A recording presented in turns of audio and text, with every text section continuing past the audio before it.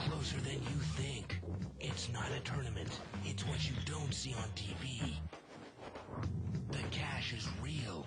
The stakes are high. They bet big. They win big. They lose big. High stakes live action poker.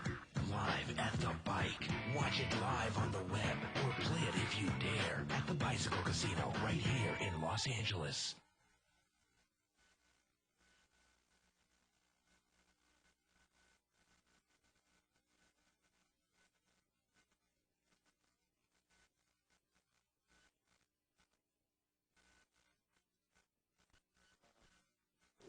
Hello, everyone. Welcome to Live at the Bike, brought to you by the Bicycle Casino in Los Angeles, California, the first and only webcast of real action cash game poker.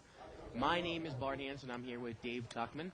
I was planning on wearing a USA, garb myself up in stripes. How'd that go? I don't even know if I want to talk about it. You think I'm going to let you off the hook? It's going to be tough to top last night's game, Dave. We're going to be doing a 300 to 500 no-limit hold'em game with 5-5 blinds, kind of been the staple game in this game, and it's actually a $200 game. I'm getting word. Well, look at that. The host knows last. Always makes sense. Let's head over there to the table and let's get into it. Hey, you see that we have this paper in front of us that says Thursday 6/22 $200 no limit hold'em. Yeah, that's what we usually go by. Seat number 1, we've got Jose. Jose, a new player on Live at the Bike. You know, I actually like this game. Once in a while, I do get bored of that 5-5 game because we see a lot of the same faces. This game, sometimes we get some really interesting play. And it's always a lot of fun, and I know a lot of our viewers play at this level. Seat number 2, we've got Russ. Russ wearing the, I believe that's a UCLA Bruins hat. Seat number 3, we got Bob, sporting the Nike cap. Seat number 5, we've got Will, also wearing another baseball cap. Seat number 5, we've got Garland. Garland's he's our player from the north. He comes down here. He's also 2+2. He goes by Garland. And he will play, actually, this game. He'll play the 500 game. He'll play the 3 to 5 game. He kind of likes to play on Live at the Bike, though. Comes down here so he can critique his own game. Seat number 6, we got Chuck. Seat number 7, we've got Zeke. Sporting those red sunglasses, man. Pretty cool. Seat number 8, we got Andy. The Red Sox hat. And seat number 9, I'm going to give it a shot here. We've got Davey. Oh, we know Davey. Davey's been on Live at the Bike before. So this is a 3-5 game, 3 in the small, 5 in the big. 3 in the small blind, 5 in the big blind, and the yellow chips are $5 chips. And that's pretty much what we use in this game. The blues are $1 chips. So it's the same big blind as the 300 to 500, but the 200 game has a $3 small blind, so 3-5 in the blinds. Right. And we're going to see this 5 ways. First hand of the night. Pot is $25. 10-9-5 rainbow. And looks like Chuck's got ace-10 here. Yeah, he's got top pair. Now, seat number 9 did not raise in the hijack seat. 2 off the button with ace-queen offsuit. He's really on the short stack there. I mean, if you're going to play it that short with a couple limpers, you might just push all in with $40 or $50. No, definitely. Right? Hey, pick up $15 here and there. Now, we talk about small blind play, and obviously in the 3 to 5 game, sometimes we don't get into too much small blind play because the blinds are both $5. Right. Now, in this game, though, I think people make a mistake oftentimes by automatically tossing in those 2 extra chips. They're like, I'm in for 3 already. I'll throw in $2. Maybe I'll get lucky. And I think that's sometimes a problem for a lot of beginner players because what ends up happening is they play bad hands out of position, making a mistake there, and then we always talk about one mistake but getting another mistake. Button moves over here to C3. As always, you can email us at liveatthebike.com, questions, comments, suggestions. You can follow a live thread, start on the internet by going to 2plus2.com, spelled out, click on forums. Tournament poker, televised poker, official Live at the Bike thread for, what is it, the 22nd of June? It is June 22nd already. June 22nd. You're going to be heading off to Vegas, what, tomorrow night or Saturday morning? Saturday at about 4 o'clock. Now, are you going to give everybody the rundown on the events that you're going to play tomorrow? Yeah. Okay. We'll do it tonight. Okay. It's like first setup we do. We'll go through our world. You and I will both go through our World Series schedule. Hopefully you have the schedule in front of you. I do. Okay. 6-way action here, limped around, so it's about a $25 pot minus the rake and the jackpot. 2 pair for Garland, and he's going to throw $25 in there. Actually, the $30 bet here. So it is 30, okay. But a pot-sized bet, Nobody's got much of anything here, but Oh, look at this. wow. Jose's I'm got sorry. top and bottom, and he's going to call. I didn't see Jose's hand up there in the I top can't left imagine that all the money's not going to get in here unless Garland gets lucky where a king comes here. Well, the turn's a deuce. Someone had Obviously- 6-3, and Garland's going to push in. corner. Yeah, and it's an easy call. Yep. In this game, it's an easy call, and Garland's going to lose unless a 5 comes off. And the river's a 3. And Jose here is going to win it with kings and 4s. Yep. And some people can say, oh, wait a second, no, king 4, that's a good hand. See what happened? You flop 2 pair and you get Right. lucky.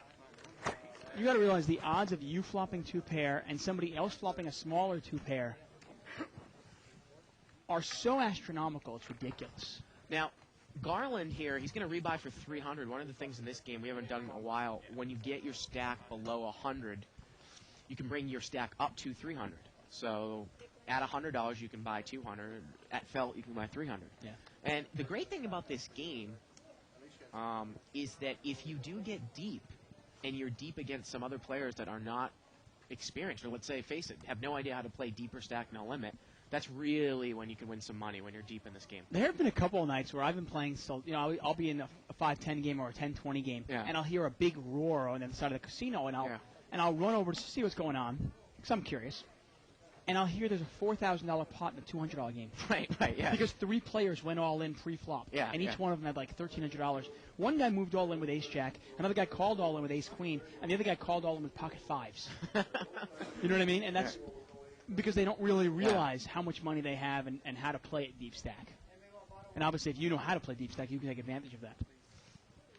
Limped around here between the blinds, under the gun, and a mid-position limper here. 4 ways, 10-6-5. Looks like Zeke might have the best hand here at king 6, and he's going to throw a little bet out here. Garland's got a gut shot with backdoor hearts. I don't think he'll get involved here.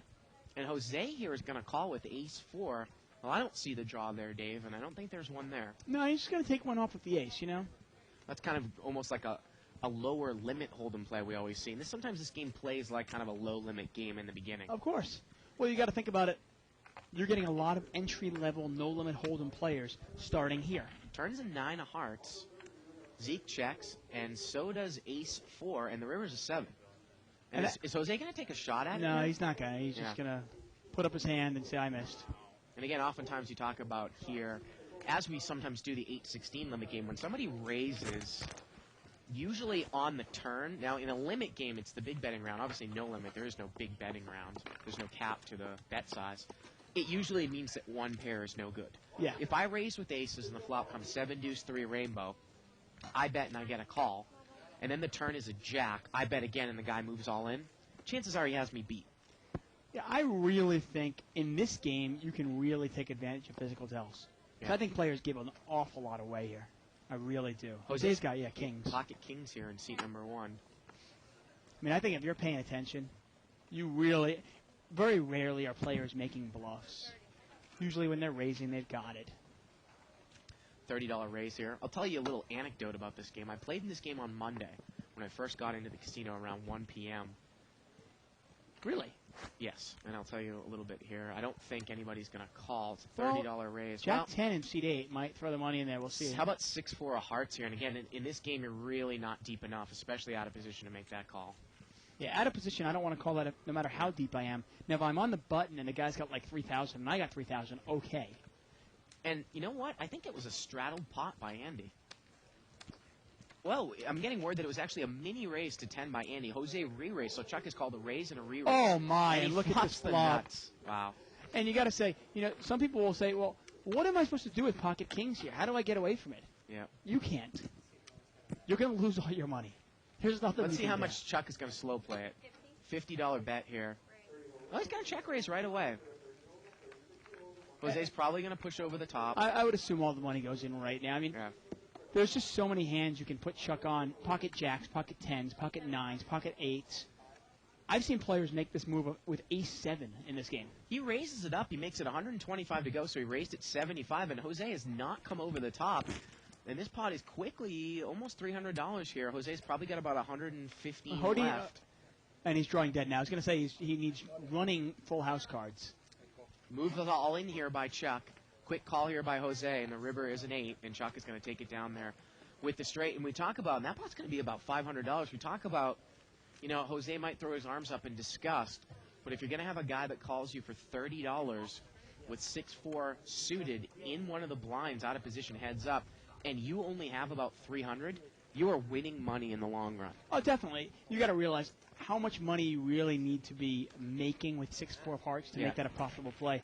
I actually made a play on a guy the other day, and they were all a couple people at the table were wondering why I did it. I was in the big blind with deuce 4 of hearts, okay, and a player who was somewhat predictable and somewhat passive post flop raised it up to 35 in the big blind. So I decided to toss in the money. Miracle of miracle, the flop came out ace 3-5. He had ace king, and a couple of betting rounds later, I had all of his money, which was about $900. Yeah. Well, that's obviously a little bit different. A lot different. First of all, I'm making more money. Second of all, I was also looking at it, well, this guy's passive. If he misses, maybe I can take it away from him. And Zeke's got pocket aces here in the small blind. You talk about it in this game, though, rarely, very rarely are you deep enough in this game where you can start calling for kind of speculative hands. Now, if it gets limped around 4 or 5 ways and I'm only 200 deep, again, if you make a raise to about 30 or 35, no matter what calls, you are winning money in the long run if you're only 200 deep here with aces. Let's see how much Zeke is going to make it. Well, there's a couple of limpers, so if he made it 30 total here, 45. Well, he's going to make it 45. That is a biggish raise here in this game. You know, if you get a call by Queen Jack, all the power to you. You know? Never know, though. Sometimes you get a call in this game. Look, I mean, Jose's thinking of calling with ace-7, but he doesn't. Yeah. No, again here, Will. People always think people are stealing in this game. Yeah. Will's going to mock, and I assume that's going to get... Wow, Chuck calls with Queen 8. Well, he feels like he's on a rush, and, you know, why limit yourself to the race? Hey, play your rush. Here we go to the flop. Top set here for Zeke. See how he's going to play it. Ace, King, 7. And he's going to push the rest. He only has about 100 or so left here. 60. Well, he's going to bet 60. He's got 160. He bet 60. And Jose got lucky that he threw his hand away. Remember, he had ace-7. Oh, yeah. He would have flopped top and bottom and been drawing dead. Well, drawing to running 7s for quads. For all intents and purposes, drawing dead. So I want to tell you this story about this game. I hopped into it on a Monday, and he showed the aces. 3 aces there. I hopped into it on a Monday, and I posted behind the button, Dave. I picked up an ace, king of spades. First hand, and, you know, I didn't know how long I was going to be in the game, but, you know, usually in that game you kind of gamble it up with your first buy-in a little bit. Somebody raised it to 20. There were 3 callers in between. I made it 80 to go with my ace-king suited. You put half your money in. Pretty much. I made it 80 to go with ace-king suited, and I got called in all the spots. So the pot was about $320 going to the flop. The flop came out Queen, Jack, 10. The first guy moved Rainbow? in. 2 spades or something. The first guy moved in, the second guy called, and the third guy moved in over the top. And I called. And I quickly quadrupled up. So the first guy moves in, the second guy calls all in, the third guy calls all in, and you're staring at the absolute nuts. Right. And you have backdoor spades. Everybody had 2 pair. All Broadway 2 pair. Queen 10, Queen Jack, King 10. It was incredible. 7-way action here, limped around. Well, Davey has flopped trip 7s. He checks it from up front. Now, is Russ going to get involved here? He's got ace-jack. Let's see how much he loses with an ace-jack. Now, again, this is what we talk about, though, in this game. I don't know how good a player Russ is the first time we're seeing him, but if you bet with ace-jack and you get check raised on a later straight, you should easily be able to throw it away. If Davey were to bet the flop and just continue to bet, he probably would win more money. But then again, you know, Russ might commit all his chips with ace-jack. You never know in this game. Yeah, you really don't. Well, Davey's on the short stack, though. I mean, he could have bet 15 or so and then just pushed all in on the turn. He's going to call, though. He's going to play it tricky. Wow, that's amazing. He's got like $30. Play it tricky. Turn is an 8. He's not going to check. He checks it. Well, I can't blame Russ for this. I mean, the guy's got $30. Yeah. He could just as easily do that with a weak ace. Definitely. Yeah. Could easily have a weak ace. Now, Russ needs an ace and an ace only. Yeah. Or he is going to double up Davey here. And the river's a 6. Davey's going to double through there. Now, obviously, we talk about if you're a deep stack, the vulnerability of ace-jack there. You really can't beat a good ace. And you also can't beat a 7. It's a hand that I don't really want to play. Very exciting announcement here from Live at the Bike. I hope everybody received the e-blast that we sent out. As asked for, we have provided the Live at the Bike guest commentator promotion. You're going to read it verbatim? Could be you. It's your chance to co-host at Live at the Bike with me, Bart Hansen, a dream come true. And there's more. Who rates this stuff? You'll also win a seat into the game after your guest commentator appearance. This is open to our subscribers only, so sign up today. Everyone registered by July 11th is eligible for this random drawing, and if you're already registered, you are in the drawing. If you register by July 11th, not only will you get $500 for a buy-in in this game, you will be able to get a chance to you will come in here and guest commentate with me. Wow, that's pretty cool. Yeah. I mean, I don't know about the guest commentating part, but the $500, that's great. We threw that $500 also to kind of, have an incentive for people that might not necessarily be local to be able to travel here for that. And obviously, if you are local, all the better. You get to play in well, obviously not this game, but the 3 to 500 game. You get your first buy-in in that game. You could turn that into 1,000. Who knows? 3 flush here, 7 deuce 4. Zeke's got the nut flush draw with a wheel draw. He's going to come out and bet. Now, is Jose going to chase a dry second nut flush draw here with queen 9? Well, is it dry? I mean, his queen in 9. He's got overcards.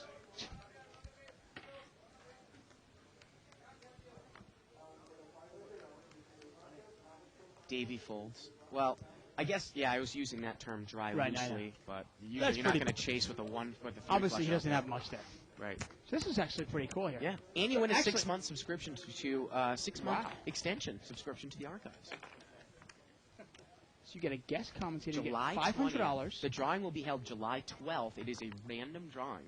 $500 a buy-in in the 3-5 game, and you will guest commentate with me. And you know what? I thought maybe we'd get a little skimpy and give, it's a 300, 500 game. I thought maybe when they said the first buy-in would be on us, I thought maybe we'd only give 300 the minimum buy-in. No, we're going all out. We're giving you 500. We're getting a maximum buy-in. Plus, you get a 6-month subscription. That's actually pretty cool.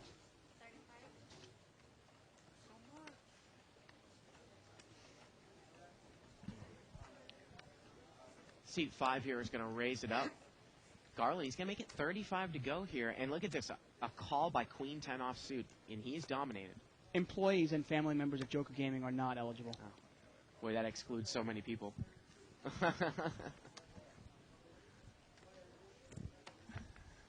Well, we're going to see this heads up here, Dave. King, Queen against Jack 10. Garland, the pre-flop raiser. Well, there's the king. It's actually Queen 10 for Chuck. Chuck gets lucky because he doesn't get any piece of this. King 5-4, Garland bets. And Chuck is going to get away from it. We went 3 hours last night. One of our best shows in the history. Absolutely. Seriously, if you are not an archive subscriber, first of all, this guest commentator promotion where you can win $500 should be enough to do it. But last night's show should be enough to do it. Last night's show is absolutely phenomenal. And the most amazing thing that Ronnie did not make one mistake all last night. Now we're 8 minutes into tonight's show, and Ronnie's already made a couple mistakes. And I got to tell you, word from the casino is, amazingly, and actually it's not really all that amazing, that Mike Wu eventually made all his money back last night. Really? Before that thing ended. I mean, it really is not that surprising. No, it's not at all. Yeah. He didn't. It's not like his game changed. We talk about how some players play better. Most players, actually, play their best poker when they're winning, play their worst poker when they're losing. Mike Wu actually was still playing good, even down $21,000. Now, we did another episode of the video blog today, which will be up tomorrow, and we analyzed a hand that Mike Wu played against Farhad. Very interesting hand. We also picked a hand from one of the emailers, and that will be up tomorrow. Limped around here, 8-6-5 3 flush. All spades out there. Now, Jose has got top pair. So does Russ. So does Davey. It's the case 8 out there. Russ has got the only spade. Yeah. Now, nobody can really like their hand here. Gets checked around. Turns a deuce, and an 8-10 is still in the lead. Now, here. Bob is open-ended, but it's kind of worthless with the 3 spades out there, isn't it? And Russ is going to come out and bet here with 8-4. Well, he thinks, you know what? Maybe I'm good. Nobody else bet it. It's over to Zeke. Zeke peeks up a wheel draw, but again, it's really worthless because if the 3 comes, anyone with a 4 has a straight. I mean, seat 1, Jose probably should have bet there. He's on the button with top pair. Why not bet it? And you know what? A call and an overcall, and Jose moves all in for like a remaining, I think it's an extra $10. And he's going to get called in both spots here. And Davey has command of this hand. But a lot of things can happen on this river. What is Zeke in there with? He's got a wheel draw. Oh, okay. I was trying to figure that out. So I'm looking at it going, there's Yeah. 4 players in there. There's only 3 8s left. Who's the odd man out there? This pot is quickly about $100, isn't it? Yeah, and the river here is a 7, and Jose has got the straight. He's Yep. going to win the whole thing. Yeah, Russ has got the bottom end of the straight. Now, this is interesting. And look at this. Zeke is going to bet. He had a wheel draw, and he was kind of somewhat double-gutted. Well, he made the straight. No, actually, he was double-gutted there. And Davey's going to pay him off. Wow, Davey calls. And Russ does not overcall there. So he's going to make some money on the side, Zeke is. Yeah, you know, that's actually a worthless double-gut straight draw on the turn, Dave. He's got a straight draw to the 3 Yeah. and to the 7. And both times, you know, the 7, anyone with a 9 has a higher straight. If a 3 comes, anyone with a 4 also has a straight. And it was supposed to be worthless, but Davey actually paid him off. He ended up Yeah. making $35 out of it because Jose was all in. And Jose doubles through there. Unbelievable. I want to mention something here again on 2+2. I briefly mentioned it last night. Thanks for everybody heading over to that TV poker commentators thread that was started by somebody. And a lot of Live the Bike fans kind of stuck up for us, mentioned us. A lot of people were saying, well, Howard Lederer, Daniel Negreanu. And I think the actual original thread was talking about live poker anyways, or who the best poker commentators were to say to do a live event. Like a complete coverage of the World Series of Poker Final Table. And I want to pat myself on the back, Dave, but we pretty much have... Oh, are you kidding? Of course you do. We pretty much have, I would say, 500 times the amount of experience that any other poker commentators In live have. poker. Well, 1,000 times in live poker, maybe 100 times in terms of, poker in general. Well, live poker, obviously, when you are seeing an edited version of poker on TV and you're seeing it, obviously, there's post-production, there's scripts and so forth, it's a completely different animal than what we're doing on a nightly basis. Button there in seat 2. And it's, interestingly enough here, we're going to see this, it was a small little bump-up raise by King-Queen in seat 9, and we're going to see this 6 ways. The pot is $60. And seat 4... He's going to bet an open-ended straight draw. Yeah. Couple diamonds out there. And now Bob has got the diamond draw. Yeah, How is he going to play this? I don't mind that bet if it was a rainbow board, but going for straight draws with a couple diamonds, it's a little bit difficult. Now, I like the bet better than calling. yeah. Well, you got to Now, imagine. Zeke is thinking about it with deuces. He's going to throw it away, though. Jose's got middle pair. He throws it away. Now, Bob is definitely going to call this, isn't he? Wow, he folds with an overcard there That's as well. real tight. Yeah. And the turn would have been the 5 of diamonds. He would have gotten there right away. And the river was a 3. Both players actually would have gotten there. Yep. Obviously, the flush higher than a straight, though. Again, you can email us at live@thebike.com. So any subscriber, Live at the Bike is in the drawing. And if you are not a subscriber, you have until July 11th to subscribe. And then the random drawing is held July 12th. A couple of big hands out here. We got Ace-Queen offsuit in seat number 7 for Zeke. We have Pocket Queens in seat number 3 now for Bob. It'll be interesting to see how he plays this now. And seat 7, Zeke is going to make it $20 to go. Andy, you got to hand it to Andy there. Andy throws away Ace-10 of diamonds, usually a hand somebody's going to play here. Now, Bob, how is he going to play this on the button with queens? He's going to re-raise it. He's going to play it strong. And it looks like he is going to make it 50 more, so it's 70 to go. And that's going to get, that'll get Will out. That'll get Garland out. Wow. Wow, Chuck is going to call with 5-3 of clubs here. And Unbelievable. is Zeke going to call this now, you assume, with Ace-Queen? Obviously, that's not a hand you really want to be calling big re-raises with. But in this game, rarely do we see somebody get away from Ace-Queen. Now, again, this game, mostly recreational players, but the point that we made in the beginning of the show is if you're at a table here in the 200 and now you're deep against Chuck with $800, boy, it's a juicy game, right? Oh, of course. Yeah. Well, I mean, I'll even say, let's say a player like Bob, and obviously Bob looks like a pretty good player. I don't know him yet. But let's say Bob gets up to $1,000, and he starts overvaluing queens and can't get away from them. Right. And Zeke is going to call this. We're going to see this 3 ways. Pot is about $220. Oh, there's the ace. And Zeke there's a sucks flush up. draw for Chuck. Now, that is a dry flush draw with a paired board, the That is worst the- type of flush draw That you is can the have. absolute definition of a dry flush draw. Yeah. $75 bet here. And that's just a garbage flush draw. Which brings me to another thing. Go at ahead. the end of this hand. Now, Well, Chuck this- is going to check call here. This pot is quickly $370. And the turn's the club. And Chuck is Mr. Suckout, I tell you. And Chuck checks. Zeke only has 100 left, but how do you play in this game? What do you put this guy on? If it was a deeper game, Dave, you got to be like, well, I can't beat a 9, I can't beat clubs. But you wonder if Chuck would, have a weak ace here in this and spot. Zeke needs an ace or a 9. Not Rivers gonna is happen. 6.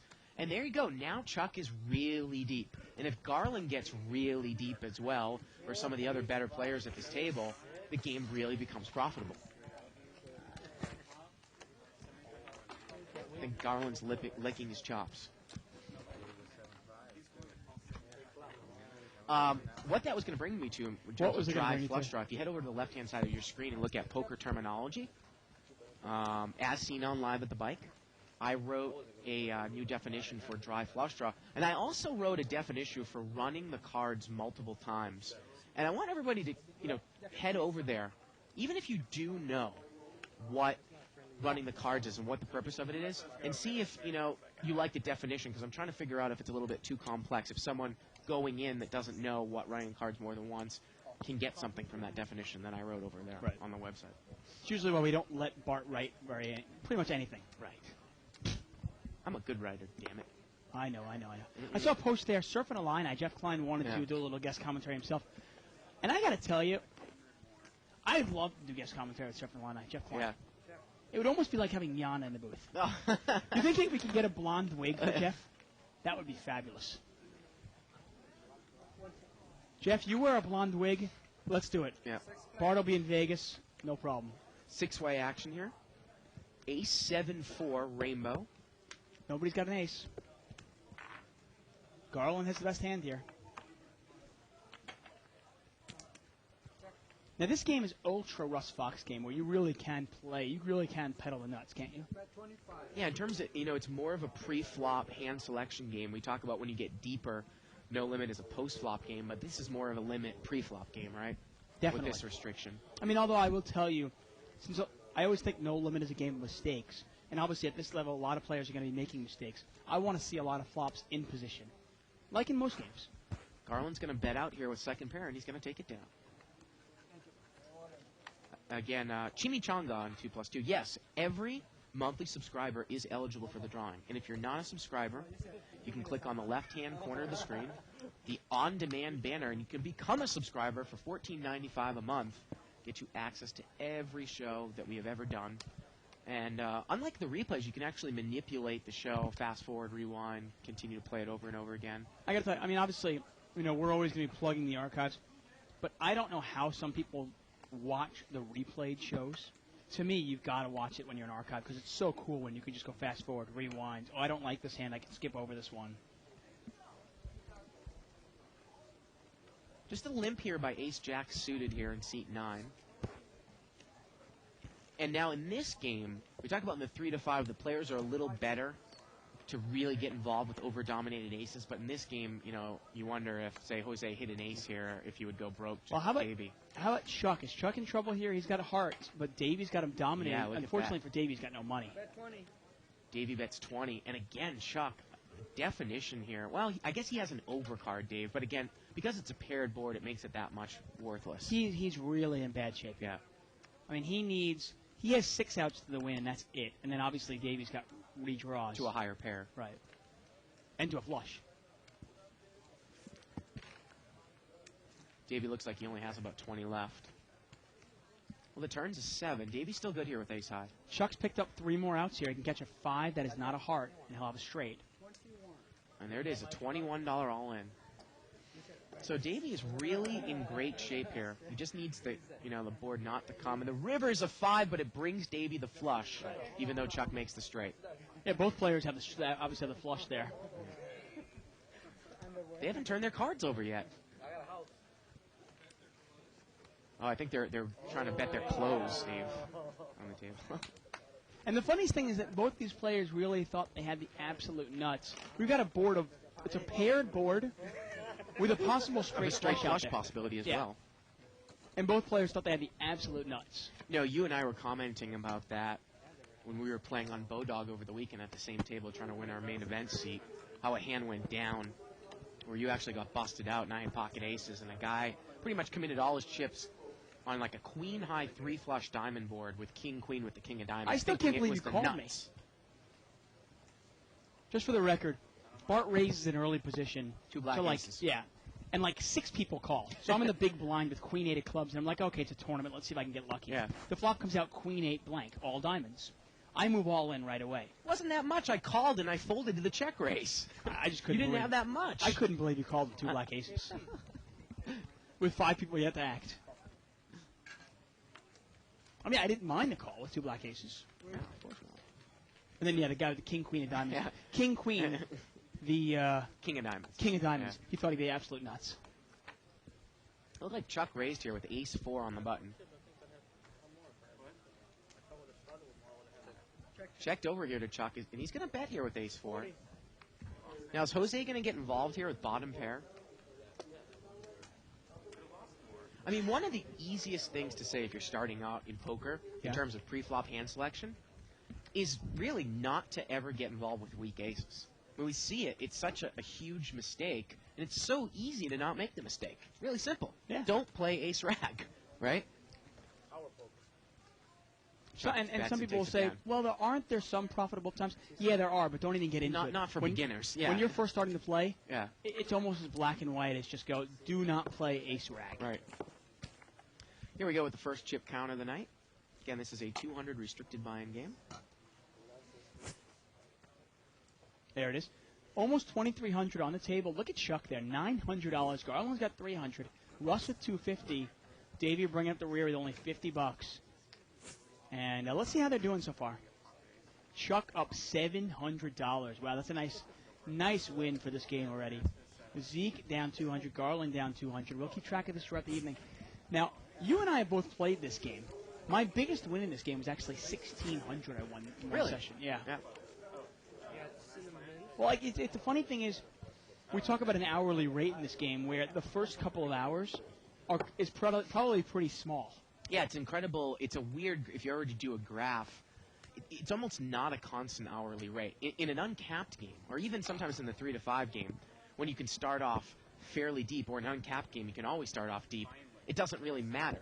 Right. Because you're always going to be able to start off with more chips. But here, you might only be able to make $10 the first hour. But now, if you look at your sessions, you play 8-hour sessions, after the 5th hour, all of a sudden you're making $30 or $40 or $50 now. Well, you think about it. If you enter this game right now, and let's say you're in there for $300, you win a couple of small pots. Now you're up to $500. But now instead of having $2,200 at the table, suddenly there's $4,000 at the table or $6,000 at the table. Well, obviously the game becomes bigger, but yet the blinds are so small, you can still see a lot of flops. 6-way action here, limped around. 10-7-5. Set of 7s here in seat 8. And he bets right into it. Love the bet there by Andy. He bets 15, and somebody does have top pair. Will does. And I'm pretty sure Will's going to call this at least, isn't Yeah. he? Rarely do you see somebody get rid of top pair in this game. He might even raise here. Well, he's just going to call. And I like the play. Instead of doing the check raise and letting Will off the hook, you bet once, and then you bet the turn, and then you bet the river, and you just keep betting, and Will just keeps paying you off. And as the pot grows, he gets lured in. Best card here for Andy would probably be a 9 or a 10.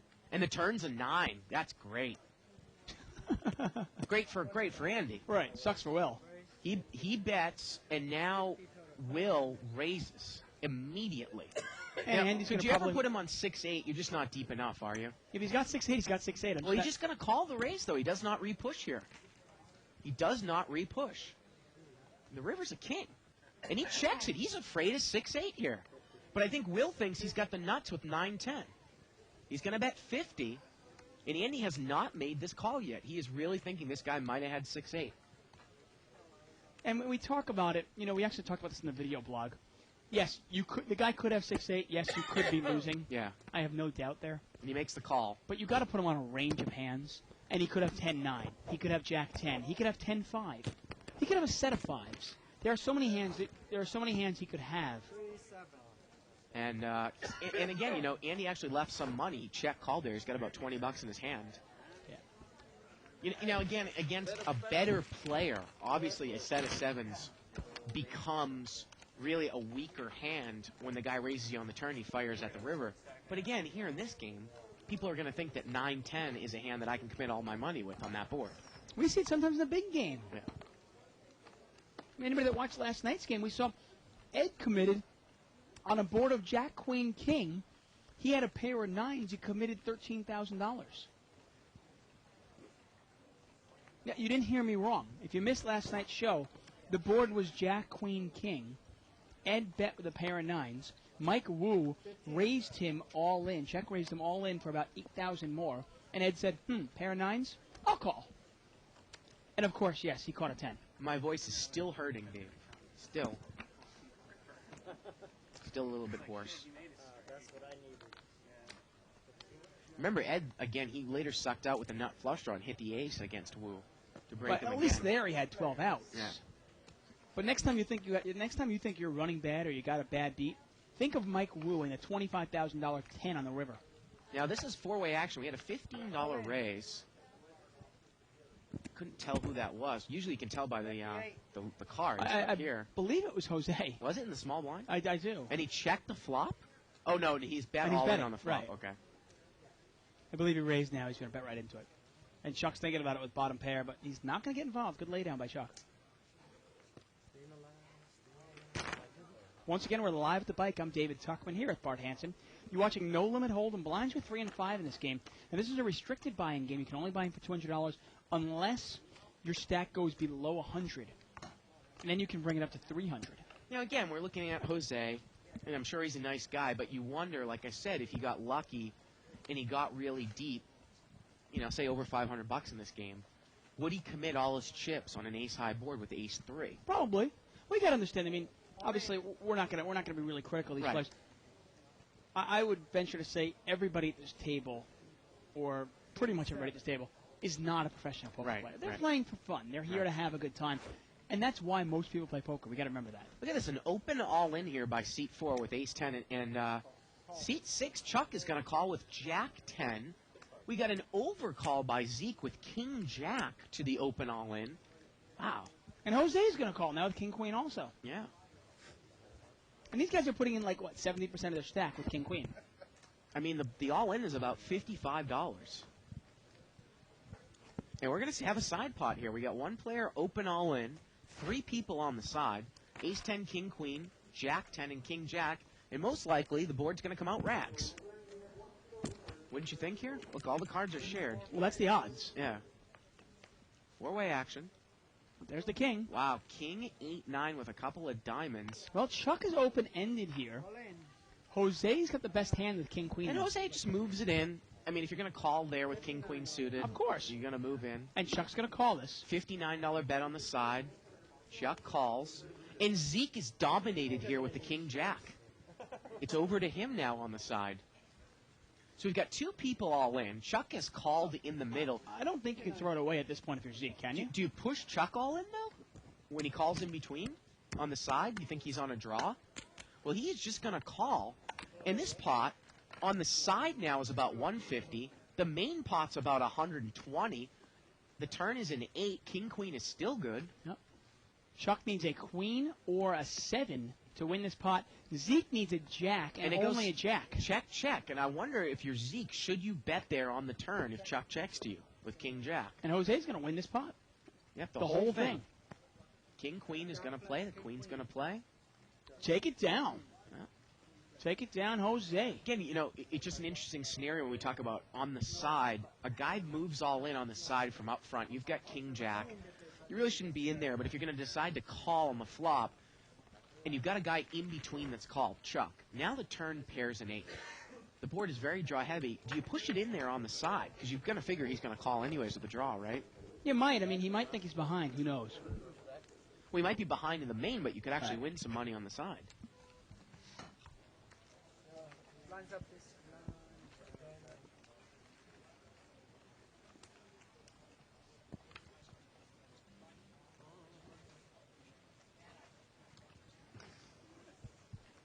Butt moves here to seat 1.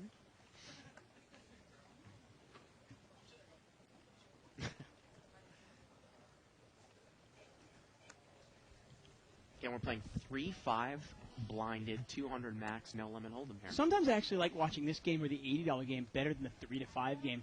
Because the 3-5 game, it's almost like a little bit of information is dangerous. Some of those players in that game play it so tight and wait for the hand so much that it gets a little bit slow sometimes. In this game, you got guys here, they're playing for fun, they're recreational players, and they're going to gamble up a little bit. Let me get some exciting hands. 6-way action here. Limped around. 7-3-4 here. And Chuck has got top pair and a gut shot. Jose's got a gut shot. Chuck is going to come out and bet. Not a bad flop for 7-5. He's going to bet 20. DB is going to fold. Jose is going to call. He has got a gut shot here to the 6. Now, if the 6 comes, he will have a higher straight than anyone with just a 5. Right. The turn is a 9. Chuck is going to bet again. Bets 40. And again, you know, this is an example here where if the 6 comes, Jose really can win a huge pot off of Chuck. Yes. Because I don't think and look at this. The It's a 6 comes. It's unbelievable. And this one probably should go bet all in call, and Jose's going to win a giant pot here. I tell you, Just like we predicted it. clearly Live at the Bike is rigged. This is unbelievable. I can't believe we called that. A bet and all in, and Chuck's not getting away from a straight here, right? This is going to be a huge pot in the 200 game. He calls. He made the call. In this pot, he's $800. And this is what we talk about when you get deep in this game. Well, this is unbelievable. This is one of the reasons why you and I actually like this game once in Yeah. a while. Now, obviously, it's a little bit not to, and it's not talking down to anybody, but obviously, as you and I move up in levels, Right. this game is a little bit small for us. Right. But at the same time, it is pretty much it is easy money. Yeah. Anybody watching at home, and I'm assuming most of the players that are watching at home, you guys are poker fanatics. You're playing online. You're playing here. You know poker a little bit. This is a pretty easy game to beat. Yeah. Look at the size of that pot. I don't know if we can get a shot there in the center. You got that. You got the pot, and then you got the 200 coming over there. Well, whatever's in front of him, he's got. That's- That's it. It's probably close to $800, Yeah, $900. and that's what we're talking about there. That's what I'm talking about. Email here from Jamie Robertson saying, awesome show last night. An instant classic, possibly the barkgasm of all barkgasms when Ed rivered the 10. Could you recap the big winners? Well, I think Corporation Mike was one of the biggest winners, right? Corporation Mike did well. Actually, Corporation Mom Trish did well. Mike Wu came back, like you said. Mo never really got it going last night. Farhad actually did pretty well after the show as well. Apparently, Stan Goldstein entered the game afterwards. Yeah. And he didn't do great. Got a couple of unlucky beats against Farhad especially, and lost a little bit. Email here from Bernie McIntyre saying, watching Mike lose was exhilarating to watch. He lost pots with style, grace, and true professionalism. His instincts were uncanny, his ability to read was spectacular, and his poker skill unmatched at the table. Any chance he could commentate? Well, possibly if he's around. He's usually not here, but 4-way action here. There's a raise by 30.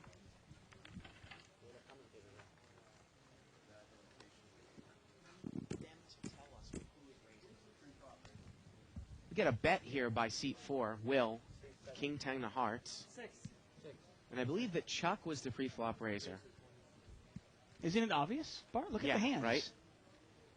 Clearly, he has the ace. Come on. I mean, usually we can tell who the pre-flop raiser is by the pre-flop hand selection. It's not going to work there tonight. But we have the lovely Don and Ray helping us out there on the floor.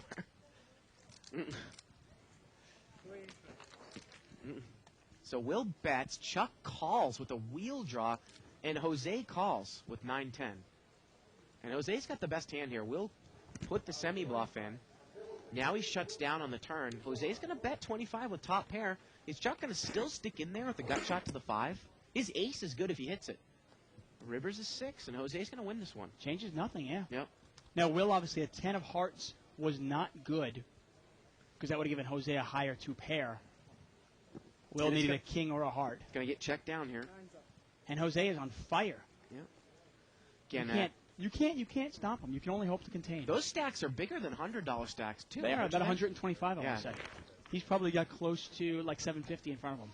Email here by Rob Flaherty. How do we enter the guest commentary contest? If you're already a subscriber to the archives, you're automatically entered. If not, you can sign up for the archives. Well, how do by I sign July up for the 11th. archives? Click on the on-demand banner. Where's that? Watch now, upper left-hand corner of your screen. Head to the upper left. Okay. Live straddle here by Seat 6. What do you think about straddling in games like this with restricted stacks? Well, it depends. I might do it just to Yeah. kind of screw around and have a little fun. There is some value to it because if you kind of act like a maniac in this game for a little bit, you can really play mind games in this game in the sense of you can get people there and they start paying you off and kind of be the table captain.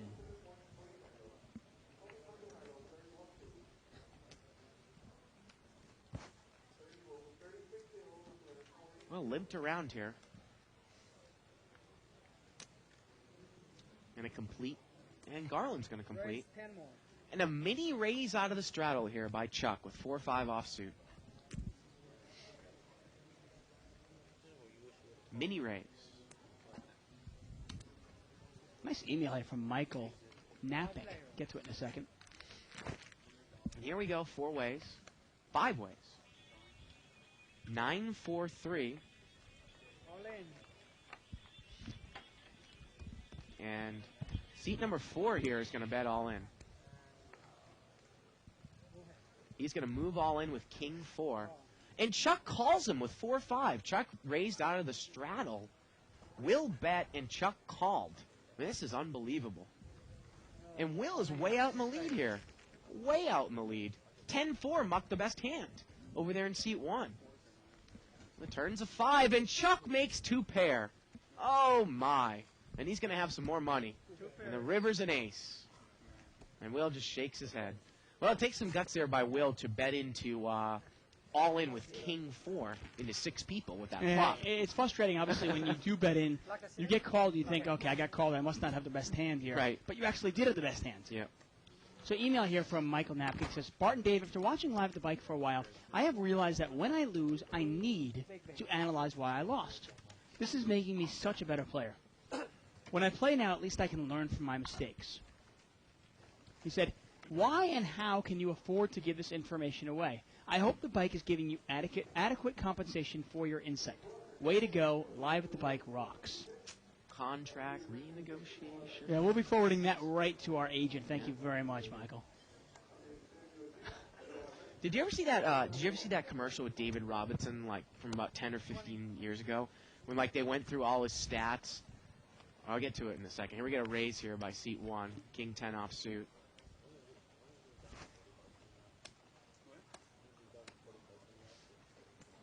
And a call here by Chuck with 7-5. 2 players. Ace, deuce, 5. Couple of diamonds at there. Chuck has outflopped him. And you know, Chuck, there's really no value to bluffing him. I'm going to be betting for value against him. I really am. 35. $35 bet here by Chuck. You know, Mr. Robinson's Neighborhood, where Look at Mr. David Robinson, the center for San Antonio Spurs. But remember, you know, Mr. Rogers' Neighborhood, where Right. you sometimes go through and how do you say this word and stuff Right, like right. that. So they did this commercial. I With think Mr. it was Robinson's with Mr. Neighborhood. Robinson's Neighborhood, and then he'd say, "Oh, how do you say this word basketball?" And then he'd say, "How do you say, you know, 8 triple doubles this season?" And then he'd say, "Contract renew." Do you know how to say contract renegotiations? Mr. Robertson does. Do you remember that commercial? No, I No, missed lost that. it. I'm a big David Robinson fan. I mean, way back in his days from Navy, but I see where you're going. Yeah. I mean, I saw where you were going even Sure you before you did. got there. And word is that we will have the promotion up on the website as well. Well, that's fabulous. Because a couple people have emailed us and saying they didn't get the email blast, but we will. 18. Chuck is raised here. 18. It's going to make it 18 to go.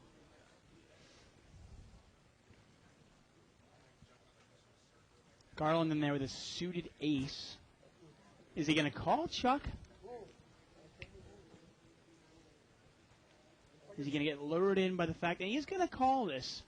Now he's out of position with a hand that's sometimes hard to play out of position. Let's see how he plays it here. King 5-4 with a couple of hearts. Well, he's going to check, and, well, Chuck is going to throw some money in there. Why not? And he's got the best hand, and you imagine Garland's probably going to throw this away. Well, we always talk about how when someone takes a step down, sometimes they play how they wouldn't. You know, I don't know if I've ever seen Garland call a raise with a suited ace out of position. It is the first hand he's played in 45 minutes. Oh, that's true.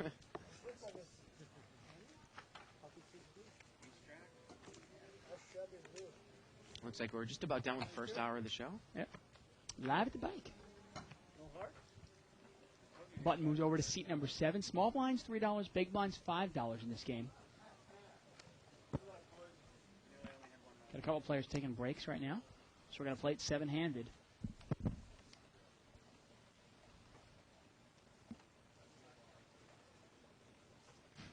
I love it when people leave the $200 game to go get some money. Go to the ATM Yeah, machine. yeah. Well, the funny thing is, yeah, if you or I ever actually didn't have money here, like let's say it wasn't in our bank or it wasn't in our safe, it's not like I can go to an ATM to buy into the 10-20 game. Right. Yeah. Six-way action here, limped around, about a $30 pot. Queen 8 Jack with a couple of diamonds. Best hand is actually in seat number 8, Jack Deuce. And it checks around. We're going to see that there are 9 of diamonds on the turn there. And Bob now has a pair. Does anybody have diamonds here? Nobody really has diamonds, huh? Chuck has the 3 of diamonds. Davey has the highest diamond with the 5 of diamonds. But Andy still has the best hand here. And nobody has a straight.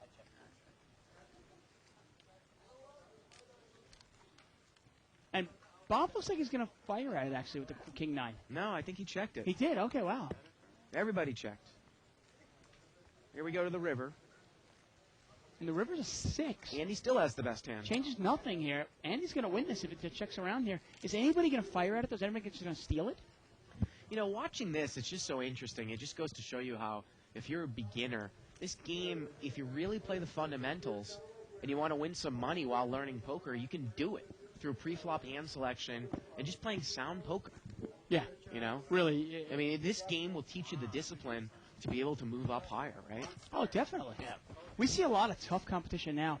Obviously, the games we're playing and are constantly changing. We're seeing a lot of players move up from the 200 game, then to the 3-5 game, now into the 5-10 game, the 10-20 game, where they've learned the discipline in this game.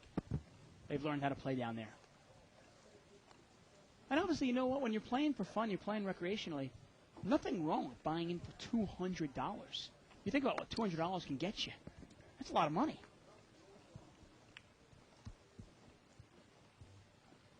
Well, Garland's got ace-king suited here. And he's going to raise. He makes it 40 to go. Seat 6 calls with Jack 3 of diamonds. See, that's a big raise in this game, I got to tell you. Well, he's getting called by Jack 3 of diamonds. The problem is, there's not much fold equity. Remember, you're out of position against a player like Chuck now. Let's say the flop comes out 9-5 deuce. Are you then going to bet 100 into it? Right, and almost pot commit yourself. Because he's going to call you with the deuce. Right, right, yeah. So it really puts you in a tough spot where I'd almost rather see flops cheap and then outplay players post-flop. Well, he's now, hit the king, and unfortunately for Garland, Chuck has no part in this. Right. Garland bet 60. I mean, in this kind of game, I got to tell you, I'm going to be raising with some big pocket pairs, and I might be raising on the button or in the cutoff seat if I can get the guy behind me out and I can buy myself the button. But otherwise, I want to see flops cheap, and then I think I can outplay a lot of these players post-flop.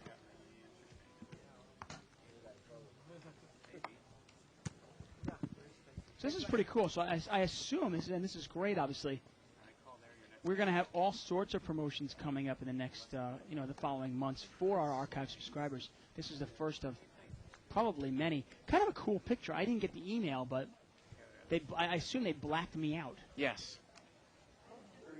I look pretty big there.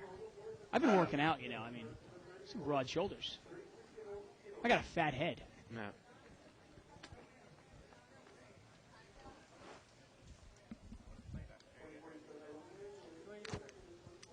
Three ways here. Lift around, $15 pot. King 8-4.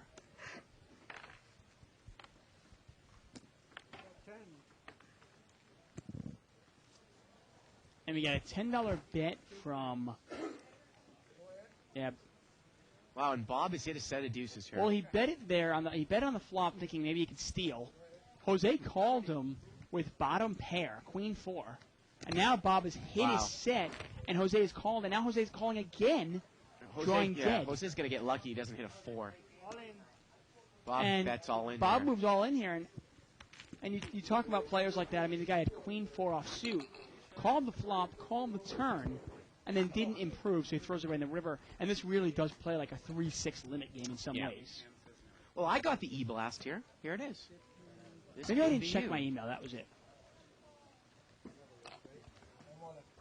I think you can, check your bulk email folders as Oh, well. okay, But this okay. one actually came into my regular folder. Kind of cool. Button moves here to seat 1. I like it. I like it.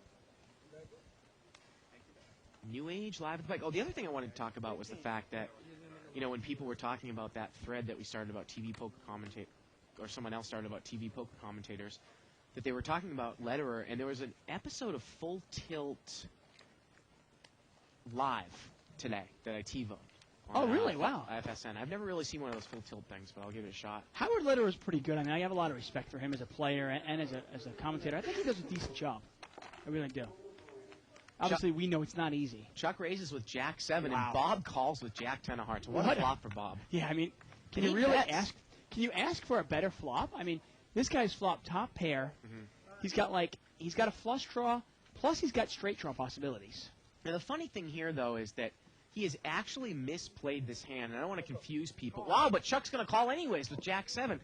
Dave, you had 100 left. The pot was 25. He moved all in. That's probably one that you want to check raise all in with or check call all in with that stack size. Generally speaking, you'd think you'd want to get, you want to put your money in. Yeah. Amazingly, though, And the Chuck calls. turns a queen. If the river's a blank, is Jack, and the river's Jack a 5. 10 wins. Jack 10's going to win. Chuck needed a 9 and only a 9. Yeah. To chop, right? No, a 9 would have given him the straight. He would have had a 7. Yeah, but oh, I see what you mean. You mean Before the queen. Before yeah. the queen, right. Once the queen comes, he's drawing dead to To a chop. Yeah. To a chop. Because I was going to say, I didn't think Chuck was going to call there. When you're in a restricted bind game and you call a raise and you only got about 80 left and the pot is 40 or 50, usually it's probably best to check call all in. Or if you've missed and you want to play stop and go with ace king, bet or semi bluff. As opposed to a check call with a semi bluff, you want to bet all in from up front as a semi bluff. Yeah, it just doesn't make. I mean, Add some the full flop equity. is 10-8-6. Normally, you're not going to get somebody with Jack 7 to call you all in bet. Yeah. Wow.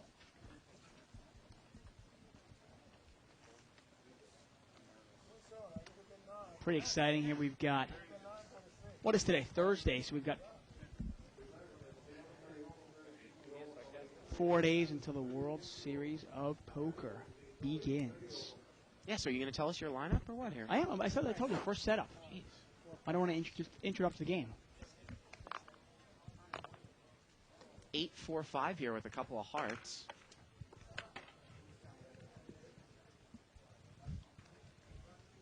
Pot was limped around here about 4 ways. A couple players have top pair here. Now, Davey's got an interesting hand. Davey's got top pair, plus he's got the gut shot straight draw. If he catches a 6, he's good. Now, there are 2 hearts out there.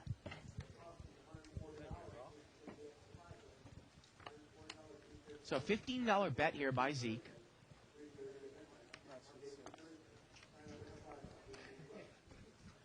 And let's see what Davey is going to do here.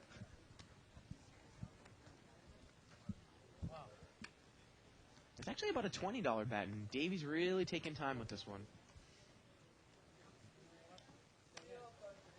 He's going to just fold it, Dave, with 7-8. It's not a bad laydown. It really isn't. Obviously, we don't often see that in this game, but it's not a bad laydown at all. There's 2 hearts out there, and you've got to realize if a 6 comes, you might not be good. And Chuck calls with a gut shot here to the 7. Well, the turn's a 10, and he hits his overcard. And now he bets. 50. He bets 50. And do you buy it? I mean, look, you can see the face on Yeah. see the face on Z. Look at it, going, what did you have, man? What did you have, like 10-4, 10-5? That's it's over 10 minutes. Now, he could have had a flush draw with a 10. Yeah, I mean, and oftentimes you really can't waste your time even thinking about what did this guy have, because he could have had anything. In this Right. case, he had anything. And he's going to make the call here, and give credit for Zeke trying to figure it out. I might call here as well. Yeah, it just doesn't make any sense. You go, what is this guy playing? And the river is a 6. And Chuck makes 2 pair, and that's good. And look at that, though. It's a one-liner to a straight, though, and he throws $50 in there. And Zeke can only beat a bluff right now. That's all you can beat, is an absolute bluff. Because remember, 8-7 has gotten there. 8-9 is a draw. 8-10 you are behind anyway. I mean, you can't beat anything. You can only beat, like, busted hearts, maybe Ace-4 of hearts, something like that. And obviously, I'm starting to make up hands. Well, that's what Zeke is saying. Did you miss your flush? Because that's obviously anything you can beat. The only thing he can beat. And he tells me it's 2 pair.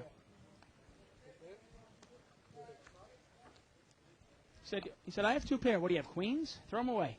No good.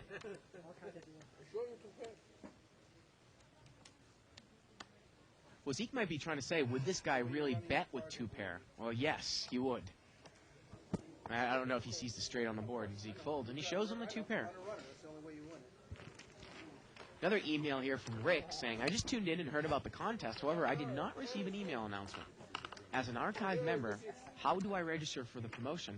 Well, Rick, you are automatically registered. Anybody that is an archive subscriber is automatically registered. Yes. And you have up until July 11th to sign up for the archives. It's a completely random drawing. Yep.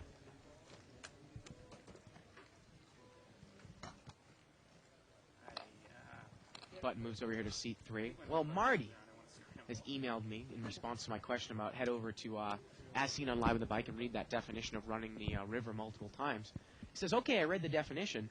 Who decides when the river will be ran and how many times? It's usually me. I decide on all cases. Well, both people come up to me and go, Dave, Yeah. how many times should I run it? I go, okay, you run it 2 times. Both players actually come to an agreement, and as you understand it, and as I've kind of tried to lay it out in the definition, it makes really no difference if you run it twice, 3 times, or once. Pocket Jack's here for Zeke, and he's going to raise it up. That's all I need. Obviously, the players in the hand have to decide, and both have to agree. Both if have to one agree. player says no, then they just run it once. And it's almost laughable, even at the levels that we play at, Dave. 2 guys might agree to run it.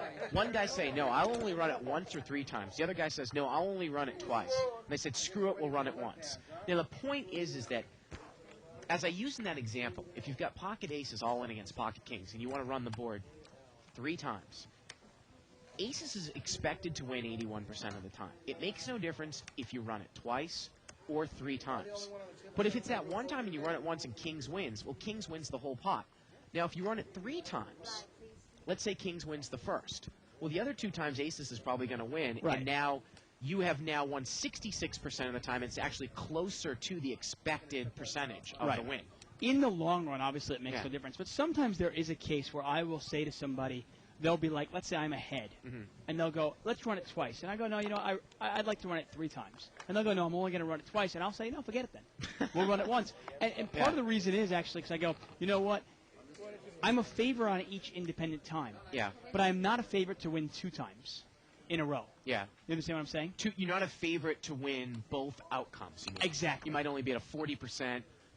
Might only be a 40% chance to win both. Individually, you might be a 70%. Exactly. So 70%, basically, yeah. you start doing go, well, if I'm running it twice, well, Yeah. I will probably lose both only 10% of the time. Right. I will probably win both times 40% of the time, and I'll chop it up 50% of the time. Yeah. And sometimes I go, you know what? I want to win some money now. Yeah. Okay? So let's run it 3 times, almost guaranteeing that at least I'm going to win it twice. Heads up here. King 9 against 10-3 of hearts here. Well, Chuck's got a nice hand here. Chuck's got top pair with the king of spades. And Chuck is And going to bet. I imagine his bet will take it down. Now, there was a raise pre-flop again. I'm bewildered as to who raised pre-flop. It was by Chuck out of the blind. And I guess they didn't chop because Zeke was in the big blind. Yeah, And well, and Zeke sometimes, just gave him Chuck just gave Zeke a bad beat, so they're going to play. Yeah, so I guess Chuck raised it, and you know what? Zeke said, fine, I'll call the raise with 10-3 of hearts. Remember, you can't really get your ego involved in poker. Yeah, and we see players all the time get their ego involved. And obviously, I know it makes no sense, but there are sometimes where you just want to win money that night. Right. You go, I want to win. I don't want to do it. Probability is an interesting thing. Again, like you said, independently, each chance is basically the same. but if you take a culmination of several chances, like if you were to flip a coin, you have a 50-50% chance of winning. Well, now if you flip a coin twice, you have a 25% chance of winning it 2 times in a row. And if you flip it 3 times, you only have a 1 in 8 chance of winning it 3 times in a row. And to throw that at you in a poker-related question, let's say I have top pair, top kicker. You have a flush draw. Right. Okay, but just a flush draw. You have 9 outs. Let's say we're going to run the turn in the river multiple times. Right. Now, you are a 2-to-1 dog, okay? Right. If you hit your flush, you're going to win. Right. Now, now this is my question for you and our question for the audience.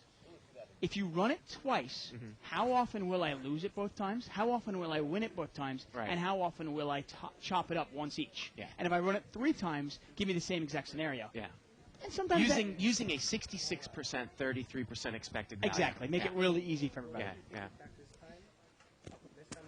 And again, in the long run, everything's going to equal out. It makes no difference. But if you're talking about short term, saying, you know what, I just want to win, at least 2/3 of the pot. Of course. And sometimes the long run can get really frustrating for you. Yeah. Are they going to go heads up again? I'm sure they are because Chuck's got an ace. Yeah, Zeke is raised with jacks. He actually re-raised Chuck, and Chuck called the re-raise with ace-4. And here we go, to the flop. Well, King 10-7 here. Well, Chuck's got the ace of diamonds. Is that going to make him stay in there? And Zeke moves all in. and is Chuck going to call him? Chuck want to give him a bad beat? Nope. And he shows him the jacks. Yeah.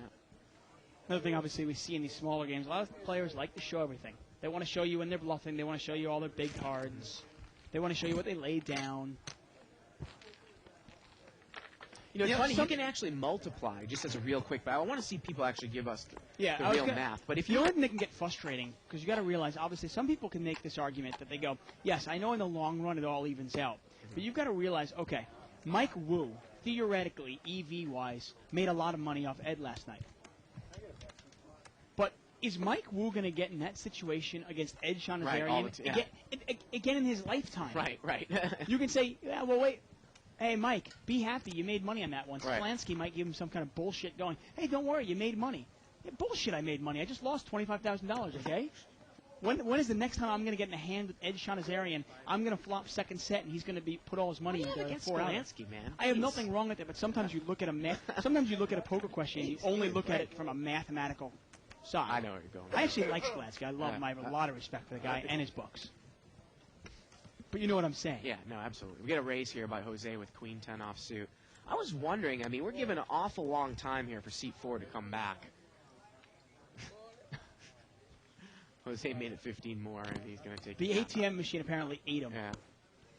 But I was actually going to say it's an interesting little math problem. If you're like say you're a 70% favorite to win a hand, Dave. Right. Just like if you're 50% when we're flipping a coin, you can actually multiply it out to win twice in a row. 70 times 70, you have a 49% chance of winning it twice. But I want to know the exact No, I understand. If you do it, say, 3 times, it would be 70 pretty much to the third, 70% to the third, and it's about a 35% chance of winning it. Right, so if you're a 30% chance of winning it, exactly. All 3 times. Right. 25. Got $25 raise here by seat 2. We need to see his cards. I'll give you a real-life example in a second here. What happened to me yesterday when I made that big call with 2 red 10s I was telling you about. Right. So Russ here is raised at not Hollywood Russ with ace-queen. And it is actually ace-queen of spades. Ronnie has screwed up again. 4-way action here. Jack 6-4, rainbow. Yeah. Nobody has a jack. Now, Chuck actually has the best hand here with ace 6. He has outflopped Russ. And this is the part of the game where it can get a little frustrating because not only has Chuck outflopped you, there's no way you're going to get him out of this pot. And Russ has played it tight. This is the first time we've seen him enter a pot here. Now, would you just check it here against 3 players, just not make, because he's going to commit himself if he bets here. He doesn't have any piece of this. Might we just save the money for another hand? Chuck immediately calls, like we stated. Of course he is. Yeah. And Russ is in terrible shape against Chuck. Now, this is the time you put money in if you've got aces, kings, or ace-jack here. Ace-queen, I might just check fold because I just get it in with a better spot. Wow, Chuck's Another got 6. trick 6s. And Russ is drawing dead. Nothing like putting your money in. Yeah, Russ has got to realize that there's just no fold equity. The pot's way too big. Chuck has called him with a 6 anyways on the flop. And the river here, well, ace queen is drawing dead. It's funny. I'm actually going to be teaching a poker lesson tomorrow. Yeah. To my my lone student. And wow, the river's a jack. That's a really bad card for Chuck, but it doesn't matter because Russ didn't have anything. Right, right. Yeah. Normally that would be a bad card. Yeah. And one of the things I'm going to be talking about is obviously game selection, but not only game selection, it's more of recognizing players and how you want to play against certain players. Yeah. And obviously if we're talking about playing against a player like Chuck, how would you recommend playing against a guy like this? I think you just value bet him. I mean, semi-bluff is out the window pretty much. Exactly. Yeah. You are going to wait until you have a good hand, and then you are going to bet. I mean, even a hand as weak as top pair, I am going to bet, and I'm going to force him to pay for his second pair of strips. Let me give you a practical example yesterday in the 5-10 game, Dave. I made a gigantic call on the turn against a guy with 2 red 10s. The board had 4 rags in it with 2 spades. He moved all in with ace-jack of spades on the turn. I called him with 2 red 10s. So he has 9 spade outs plus 2 overcards. So he's got 15 outs. We'll call it about 1/3 of the deck. And it pretty much is. I mean, there's 44 unseen cards. Mm-hmm.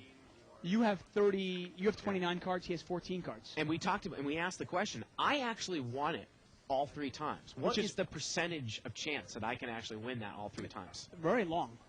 Well, again, we asked it. I'm going to just speculate. It's probably somewhere between 25 and 30%. Again, someone can do the math out for us. Hey, there's Harold. Usually we saw him in our limit games on Mondays. Now Chuck is going to raise it up here. And Jose is going to re-raise. A raise by Chuck, a call by Zeke, and Jose re-raises. He's going to re-raise here.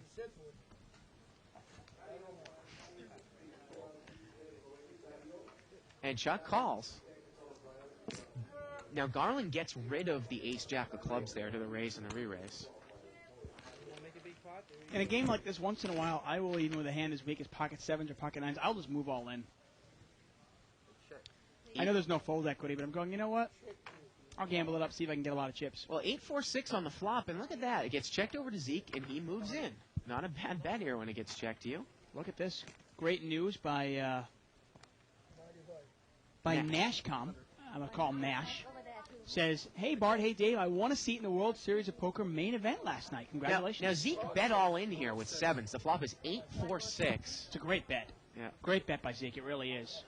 And Jose is going to call the all-in. Yeah, he calls the all-in here with ace-jack. And he needs an ace or a jack, but if Zeke catches a 5, it's over. Turns a deuce. Chuck is out of the hand. And the river's at 3, and Zeke is going to double through there with 7s. And we talk about, I mean, that pot, again, is about... It's about almost $300. $300 pot there. I mean, Jose called it with ace-jack. Now, this is interesting here. Email here from Nash says, hey, Bart and Dave, won a seat in the World Series of Poker main event last night. First of all, congratulations. That's great. They sent me an email asking me what day I would prefer to start. Actually, they asked me, place a number, 1 to 4, next to the event start dates based on your preference. Of course. I am not sure which order to choose. Can you discuss this a little on the show if you have time? I highly value both of your opinions. I will watch the archive later as I can never seem to get a good stream for the live show. Thanks for the great shows. Keep up the good work and see you at the World Series of Poker. Nash. Why are you throwing things at me? Sorry about that. Well, I was actually looking at the schedule because I wanted to bring this into the discussion about when you were going to play. Yeah, this year it's actually not a big deal. Well, he's talking about doing day 1 through 4 because they give you a day off in here. So you know. Yeah, I got to tell you, this day I don't really think it's that big a difference this year because, okay, so you're going to play, even if you were to play the last day, you would have to play 2 days in a row maybe, but then there's a day off. Yeah. Actually, let's say theoretically you played Monday, which is day 4, day 1D, and then you played Tuesday. No, you wouldn't even, you'd have Tuesday off anyway. You would play Wednesday. There's no way you can play back-to-back days, actually. Because on Wednesday, Thursday's a day off as well. Thursday's a complete day off. So there's no way you can play back-to-back days. I got to tell you, I don't really think there's any difference, is there? We'll get to it here in a second. Now, Davey, he's played it tight the whole time. He raises now with 8-3 of hearts. And he's going to get called by Harold in seat 4 with ace-9 of clubs. Chuck is going to call with deuce 3. I got to tell you, we've had this 200 game on quite a bit on the show. This is probably one of the loosest games we've ever had on. I mean, this is incredible. Yeah. It's one of the reasons I like the game. King Jack 6 here on the flop. We've got 4-way action. Harold and Bob both have flush draws. Well, Bob is not in the hand, but Harold's got ace-9 of clubs. Well, so Bob would have a flush draw if he was in there. checked around here. Four planes. The turn is a 5. Does anybody have a pair? No, Harold's the best hand here with ace high. Yeah. He also has a flush draw here, and he's going to bet it, and that's probably going to get it done. Nobody has anything. Yeah, he checked the flop, and now he bets the turn. I mean, even Chuck can't call this one. Yeah. Jose is not in the hand. He's going to take it down. Yeah. See, now last year's World Series of Poker, the main event, I thought it did make a difference in the sense that since you were going to be playing 7 or 8 days straight, I thought you didn't want to play the last day. I thought if you played day 1A or 1B rather than day 1C, I thought you had a little bit of an advantage because you got a day off. But this year, I really don't see a difference with 4 day ones. You know, in day 1A and day 1B, let's say you played on day 1B, which would be on Saturday. You would then have Sunday and Monday off, and you play on Tuesday. You would then have Wednesday and Thursday off and play on Friday. That's no big deal. Obviously, the same being for day 1A. Day 1C or day 1D, you'd get a day off, then play, and then another day off. Yeah. So that's whatever you want to do.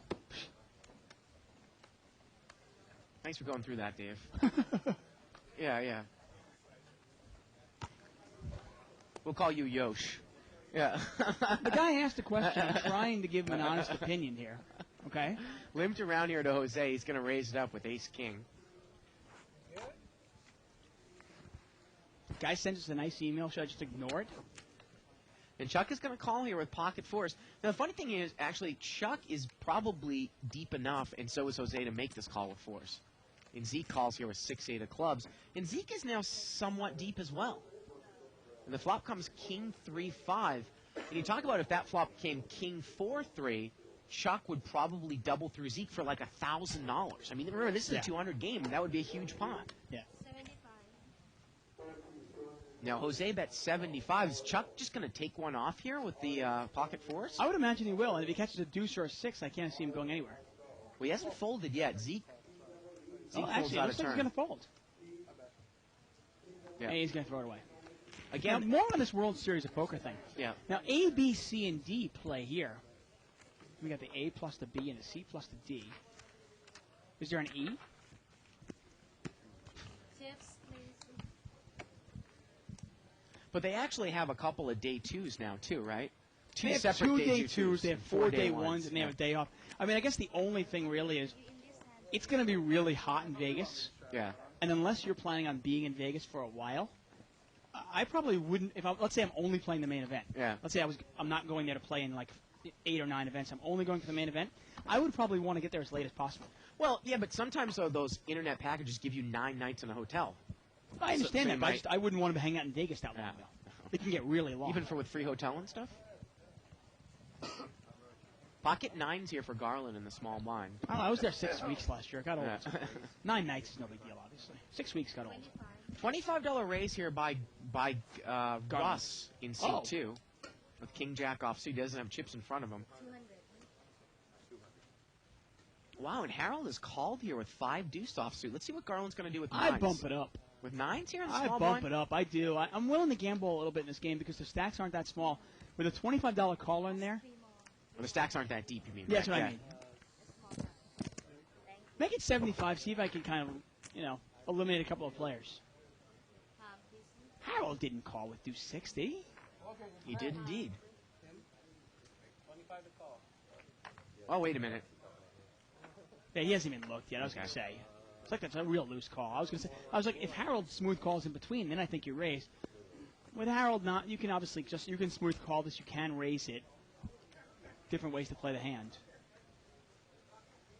Well, Chuck is going to come in here with 8-5.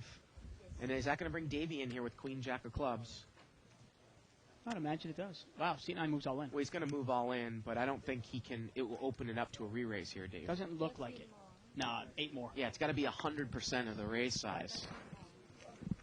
Now the initial bet was $5, so it's a $20 raise. Yeah. So the re-raise would have to be up to $70. Yeah. Which is not. 4 planes. Four-way action here. Ace 6-7 here. Not a bad flop for Chuck. And Garland's got the best hand here. But how would you ever know with everyone playing any ace in this game? Yeah, it's really difficult. And plus, you're not going to get anybody off of a weak ace. Yeah. And it gets checked around. Well, now do you think you're best? You have a good hand? Well, we'll see. The preflop raiser did not bet on the ace. The turn's at 10. Garland still has the best hand. Yes, he does. Now, Davies picked it out, but Chuck is going to bet it. Yep. He's going to take a shot at it. Dry side pot here. And he's enough of a bluffer. Would you ever, if it folds around to you at nines, would you call? Well, I don't really like to check call a lot, but the funny thing here is that if Chuck bets and he gets Russ off the hand with King Jack, Russ is folding. Garland folds. Both players are in the hand, and Queen Jack high is good right now. And here we go to the river. And the river's a queen while Davey backs into a pair it's amazing. anyways. Chuck actually bluffed into a completely dry side pot. Yep. He didn't obviously realize there was no value to getting out your opponents because you can't beat 9 high. Well, we've gone through the show long enough. Whalecock on 2+2 brings up, has Dave displayed his glee over the demise of the U.S. soccer team yet? What is he talking about? They played? Were you really happy when they lost? No, of course not. Huh? I'll put it this way. I was rooting for the U.S. team, but I felt vindicated because I actually said I predicted they would go 0-2-1. And that's exactly what they went. I will give you one thing, though. My only question was, I said, will the U.S. even score 1 goal? And they were actually able to score 1 goal in this tournament. Not including own goals, you mean? I'm not counting own goals. Disappointing showing, obviously, for the U.S. coming off of a quarterfinal. Yeah, it was. I actually, 2000. I went to Whole Foods and I got myself a a little milk carton. On the back of it was a missing picture of Landon Donovan. Yeah, right. God, he had a terrible tournament, didn't he? Jeez. I didn't even know he was there. Yeah. And the record, by the way, Landon Donovan, who's supposed to be the best 18 U.S. caps player, with no goals. 18 international games Yeah. with not 1 goal. He's a striker. Yeah. Isn't that what his job is, to score? Jose raises here with ace-queen, and Chuck calls with king-5. And again, we've talked about the fact that if Jose was in here with ace-king and Chuck had king-5 and a king came out, how much money could Jose win from Chuck? Oh, of course. Chuck's not going to get away from it. Check, check, turns a 4. And now Chuck will probably bet here. No, Well, check, check again. Wow. He's just content to check it down. The river's an 8. And the 5 is good, and I don't think no bluffing going on here, and Chuck's going to take it down. Now, what is it, the Italian guy's name who actually scored for the United States? What's his name? I'm not sure. But he scored more goals for the United States Right. than Landon Donovan has.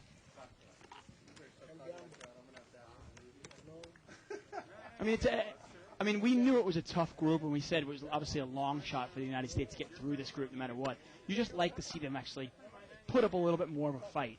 Well, I have a new team that I'm adopting. Actually, 2. Australia and Korea. Okay. I'm rooting for them. Bart jumping on a different bandwagon. I'm going to stick with England. I'm going to stick with my my English boys and see how they do. They got a big game. I'm going to be in Vegas, flying in there on Saturday for the World Series, and I have to get up at like 7 in the morning on Sunday to watch England play Ecuador. That's the fun thing about Vegas is there's going to be probably there's always a ton of English people in Vegas or European. I mean, it's I'm going to go to huge. like this huge Yeah. sports book so I Yeah. can watch it on a big screen. It'll be great. Yeah. I actually would rather watch it in an English pub with genuine English people as opposed to a sports book, like at Bally's or something. 4 players. 4-way action here. 9-8-5. Well, Chuck's got top pair here. He's got a gut shot straight draw as well. No spade, though. And he's going to bet it, though. Good bet. Top Well, pair, straight draw. On the button, of course. Why not? On the button, I'm going to bet no matter what I have. Yeah.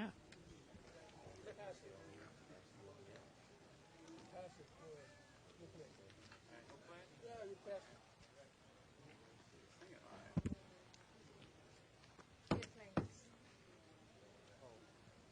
Turns a 3. Changes nothing. Well, Jose's got a pair now. Surprisingly, Jose called him there. He had a gut shot. He needed Chuck to make 2 pair. River's a 10 of diamonds, inconsequential, and Chuck's going to take it down. Takes down about a $40 pot, wins about 25. Email here by Ben Dixon saying that he goes with a strategy of raising an early position with small to medium pairs, 8s and below. Or making, I guess regardless, he doesn't talk about position. And the reason why he does this is because he says if he limps with those hands and he flops a set, it doesn't really seem to hit anybody hard. But if he raises and people call him and the flop comes out like ace, jack, 3 and he's raised with 3s, he gets paid off because someone might raise him with ace-king. Yeah. There's a theory behind that. It's an interesting email by Ben because I got to agree with him to a degree. Yeah. One of the reasons why is oftentimes if it's a limped around pot. The pot is so small Yeah. that nobody is going to lose that much money with just one pair. They don't Right. want to commit a lot of chips because they go, the pot's only $30. Forget it. I'll throw this away. I'll throw away ace-10 on an ace-high Right. board. I don't need to commit myself. But now if you bump it up to $25 or $20 and you get 4 or 5 callers, now suddenly the pot is $100. Yeah. Now that player with ace-jack or ace-10 feels like there's something worth fighting for, We had, and they a, end up committing more. we had a raise here pre-flop. It looked like to 20 And Zeke has hit top pair. He's by got queen 10. the raise was by seat 6, Chuck. Yeah, but Zeke has flopped a monster. He's got top pair. Yeah, He's got the heart draw. Chuck does not continuation bet, and now Zeke is going to bet here on the button. But I don't think anyone can really even call him here. Zeke's moved all in. No, he has $200 behind. Sorry. Well, Jose's not thinking about call. No, he's not going to call here with 6-4. Look where Zeke puts his chips. Such an odd place. We can get the overhead shot. I mean, they're almost like in front. Look at his chips. They're almost in front of. Seat 8. In front. No, and the other guy in front of Chuck. Seat 6. Those chips, Zeke's chips on the right, those are his. Oh, you're talking about his chip stack. I thought you were talking about his Yeah. bet. No, yeah. Because his bet was way out in front of seat Right, 9. Yeah, you're right. I see. It made it difficult to see how much money he had Yeah. behind. That's also sometimes a tell. I'm going to give you a little bit of another physical tell sometimes I look for. Some people will say, they'll go, well, do you put any credence into somebody who's a good, chip shuffler? And I'll go, well, obviously they've got experience in a poker hall, at least with chips. We got a chip count here, almost $3,000 on the table. Jose with $750, Chuck with $500, Davey bringing up the rear with $150. Let's see how they're doing. Jose, a big winner, up $550. Nice show, and Chuck still up $300. And the rest of the table is pretty much even or down. Garland down $200, Zeke down $3, and Russ down $360. Let's see if they can turn it around. Anyway, I was going to say, and oftentimes with the internet being such a big place for people to learn how to play poker, chip shuffling is not necessarily a big way to tell if they can play or not, or at least they have poker experience.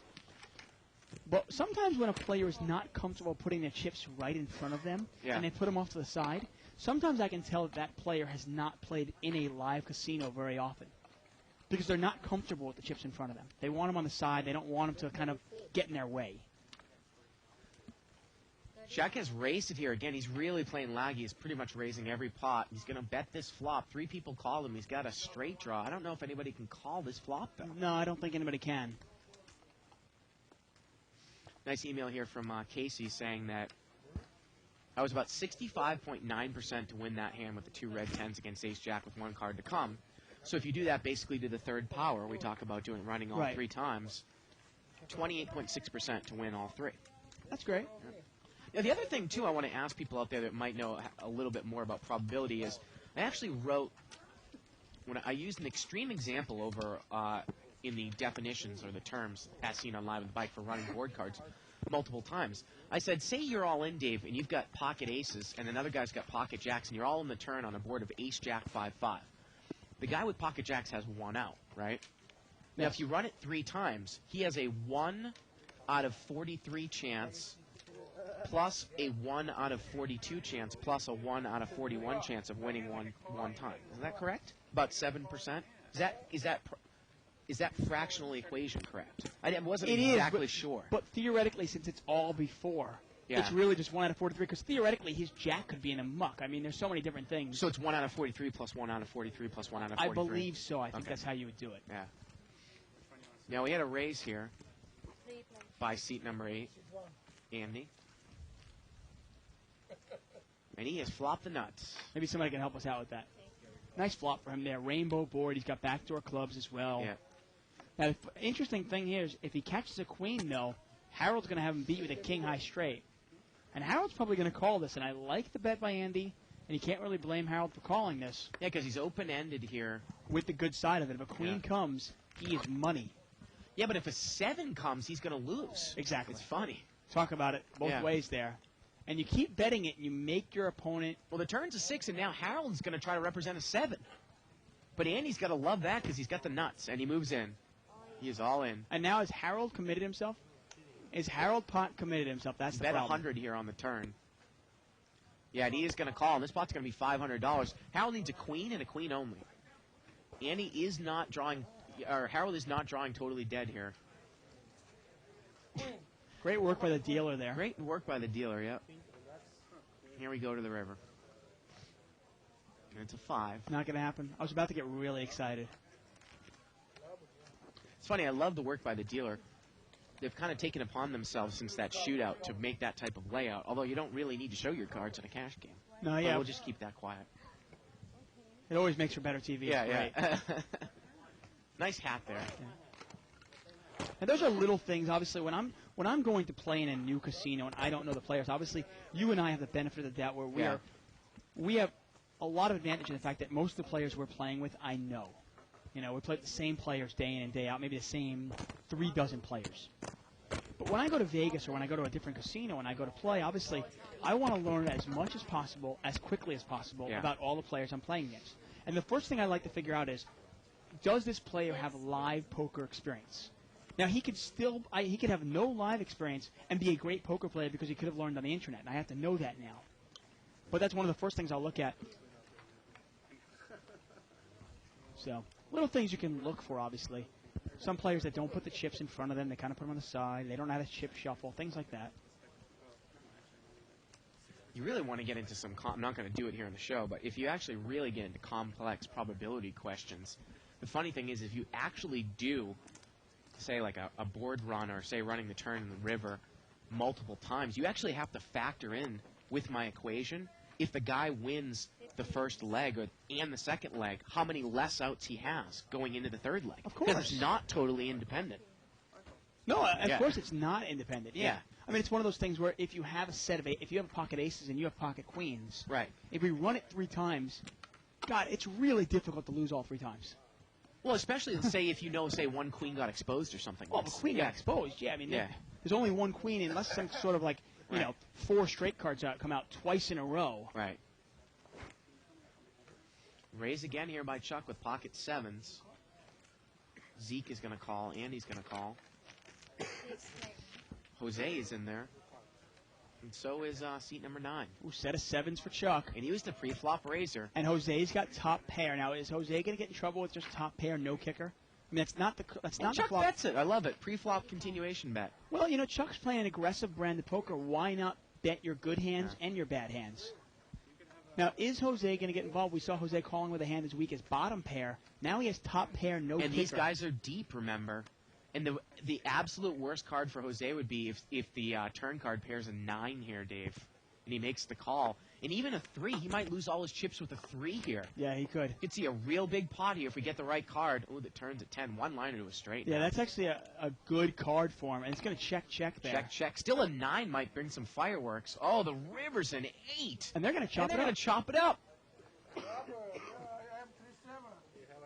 Jose, turn your cards over. Yep, chop it up. And again, we talk about, as we did in the beginning of the show, you know, I'm sure probably Jose's not experienced with playing with, you know, $800. Can he ever get away from trip 9s if a 9 comes on the turn? Maybe not even really recognizing the fact that somebody else actually could have a higher kicker than him, more or less a full house, much less a full house. Well, of course, you've got to realize, obviously, if you have 9-3 there, and most of our viewers know this already, but we like to say it again and again. If you have 9-3 there, and the turn comes out another 9, so now you have trip 9s, if you're taking any real heat from a decent player, you're beat. Yeah. There's no way you can have the best hands. Button moves over here to seat 2.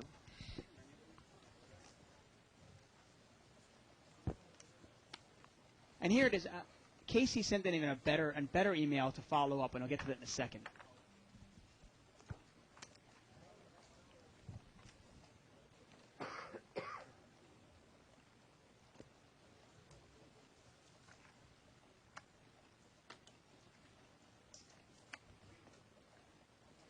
Limp in here by seat number 9.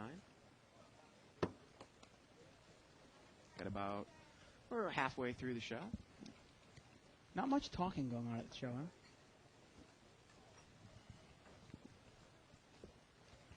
We're going to limp it around 5 ways. 5 rings. $25 pot to the flop. Queen 10-7 with a couple of clubs. Davey with the best hand here. Davy's in position. I got to tell you, if it checks over to Davy, you put some money in there. But Chuck's not going to let it get to him. Chuck's going to bluff at it. He's got nothing. King high. $10, and Davy's going to call. And it's heads up here. The pot is now $40. Turn brings a deuce. Chuck's going to bet again here. Continues to fire. And how much heat can Davy take here? I mean, remember, he can't even beat ace 10. He can't beat king 10. Well, we saw him and he lay can't beat a down. queen. We saw him lay down like a 8-7 on a board of 8. I think it was 8-5-6 or something like that, or 8-5-4. Chuck's got one gear and one gear only.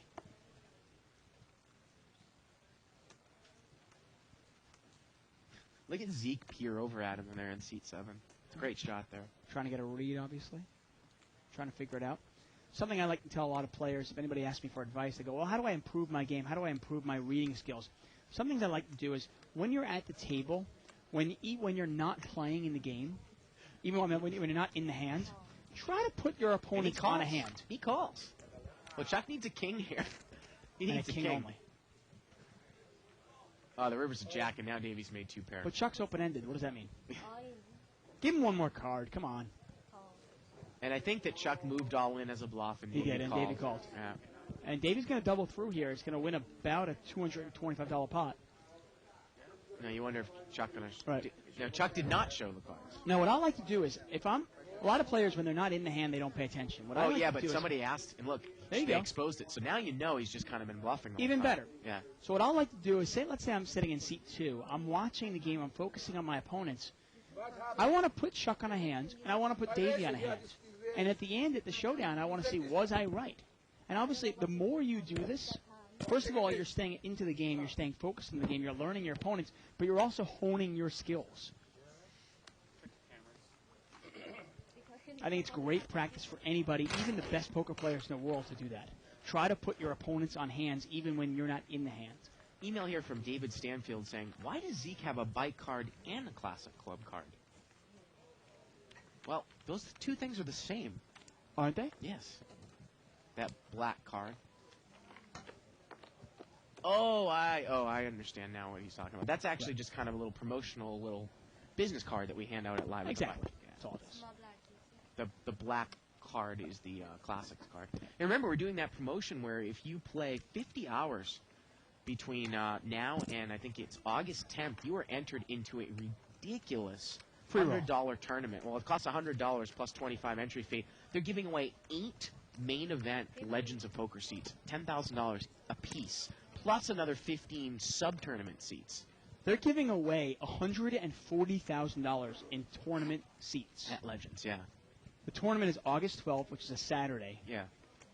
It's phenomenal. 50 hours in any no-limit game Yeah. between June 1st and August 10th. Unbelievable deal.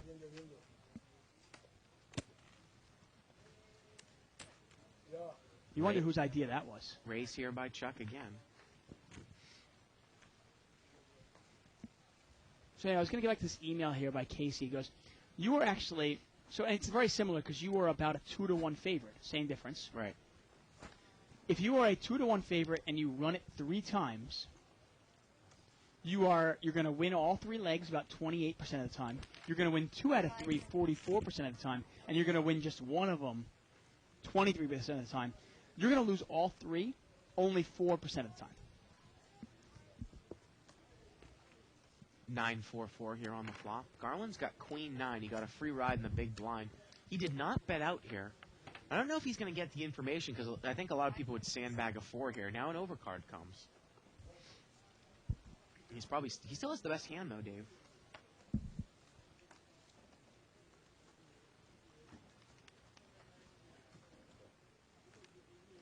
Checked around once again. And the river is an ace. Would you ever bet if you're Garland? Well, you know what? Now Andy's going to take a little bluff bet at it. Why not? And it might work. Let's see if Garland even calls him. Garland's going to call. Okay. Yeah. I don't mind the bet by Andy at all. I really don't. Show the bluff proudly.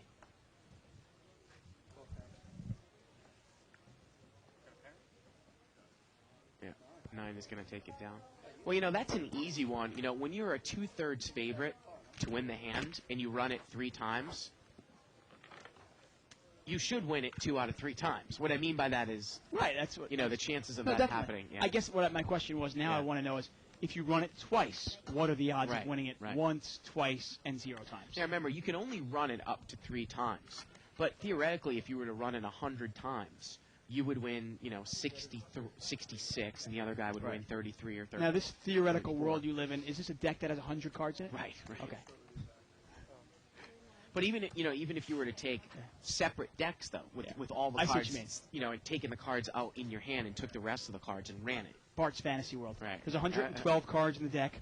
The sky is purple, and the U.S. soccer team is kicking ass. Oh, man, you are going to be eating your bangers and mash when Ecuador beats your blokes. We've advanced to the second round. You can say nothing. When Ecuador beats them. You really think Ecuador's going to win? No, probably not, but what then, Tuckman? I mean, do you want to put money where your mouth is? Well, Ecuador's about a 6-1 dog. So. No, they're not. I'm telling the price is outrageous. 6-1 against England? Jeez. God, I might put money on Ecuador. 6-1? Ecuador's a pretty good team. I mean, they're not bad. Yeah.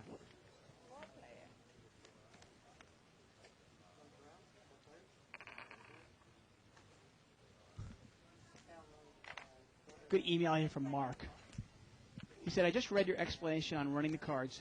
While it's correct, it isn't easy to follow. The absolute best explanation I've ever heard of this was on Live at the Bike, when Greg Raymer explained it during his guest commentary. He made it sound so simple. Garland bets here with 4s, and Jose calls with 5-6. The turn is an ace. Well, Garland has made it straight. Garland has a wheel. And he bets again. And at this point, you do not want to make your set if you're Garland. Garland's building up a pot nicely here. And if a nice brick comes out there, say a queen or a jack, well, the river's an 8. That's just as good. I think it's an easy time to put a nice value bet in there. My question to you, though, is if you're in a deeper game with this board, do you ever check pocket 4s here on the river against a good player? Why? With the because you might be scared of 4-6. You don't want to bet and get raised all in. Are you going to get called by a hand that you don't beat or you don't chop?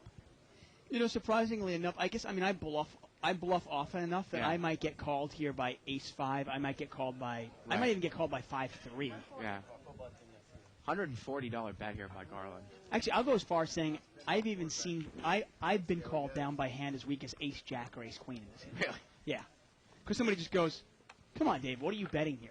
Right. What would you bet? How about a 4? I just think the likelihood of somebody else having a 4, I've got pocket 4s, is less likely. It's funny. Obviously, I did that show with Greg Raymer. This was over almost a year Great and a half show, by the ago. way.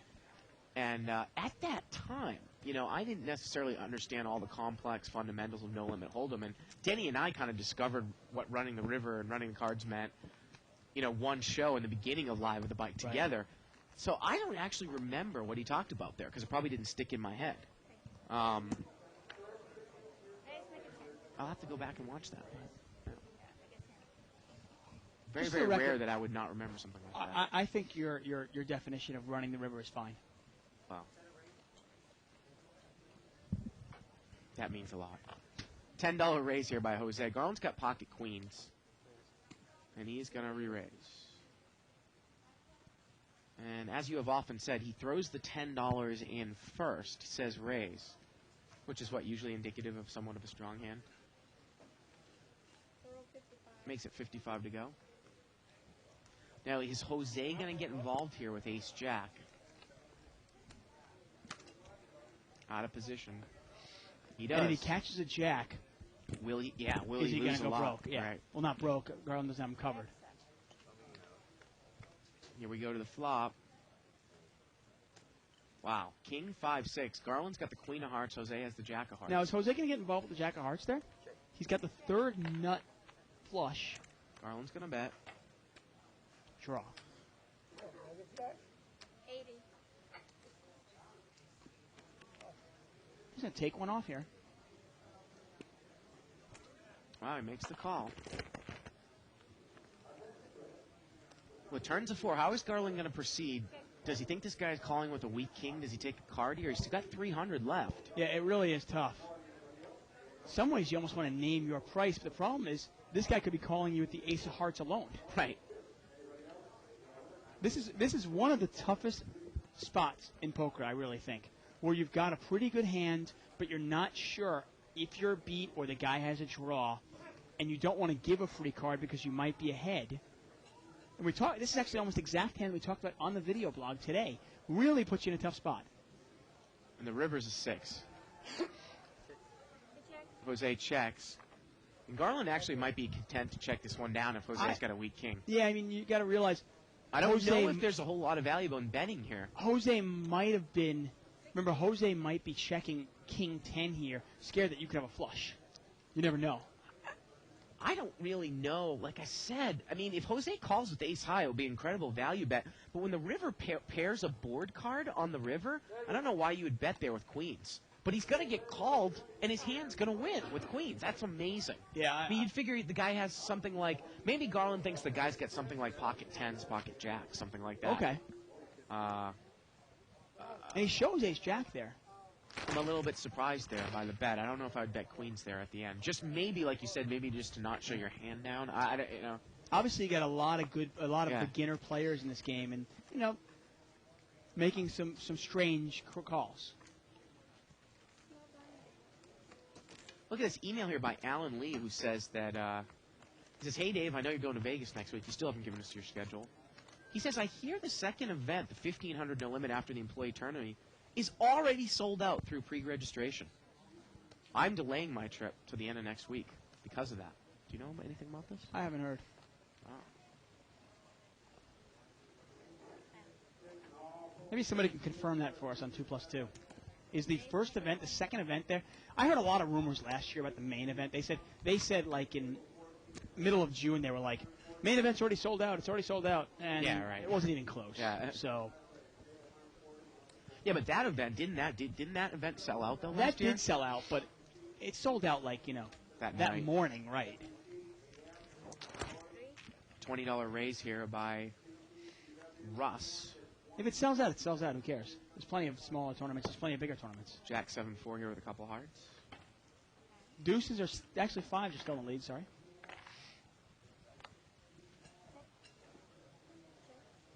Wow. I think Alan's scared of playing big. Alan Lee. Oh, really? Yeah. Playing big? Mm-hmm. Bigger. Bigger. Oh. Yeah. Yeah, it was funny. He's a pretty good player. Checked around in Garland. He bet pocket deuces. He actually won a $20,000 jackpot, and then still didn't take the step up. You'd think that maybe he'd use that and put it in his bankroll and maybe make a move up and take a shot, but he never did. Although I got to tell you, the way he plays right now, and I know he's watching the show, and I'm not going to mince words. He plays, I think, the game far too passive to be successful in a bigger game.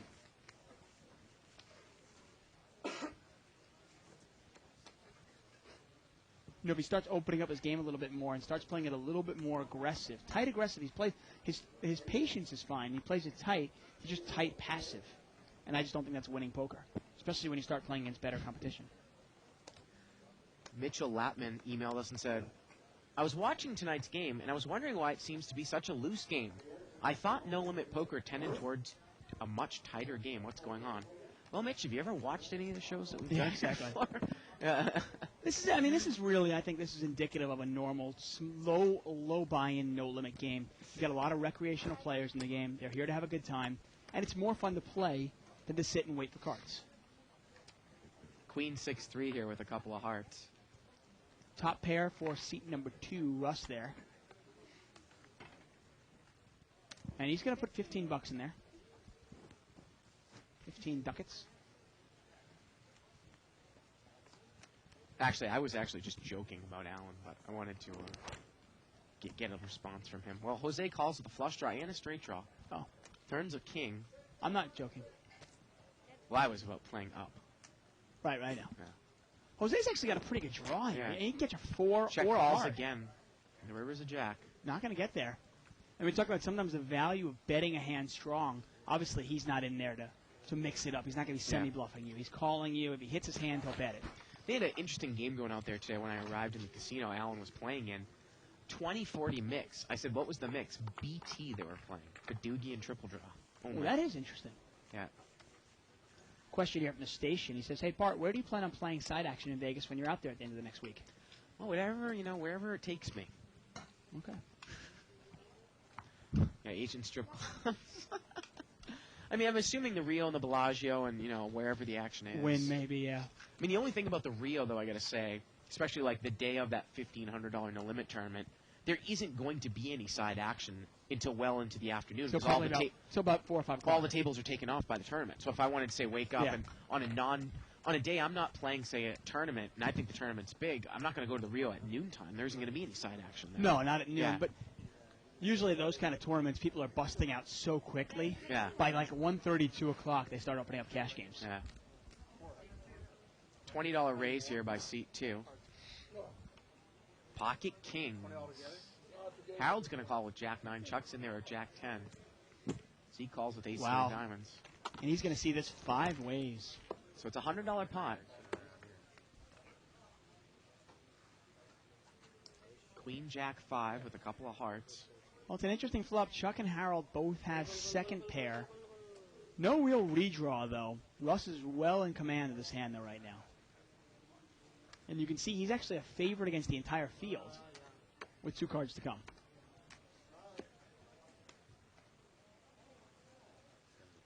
And he is going to bet.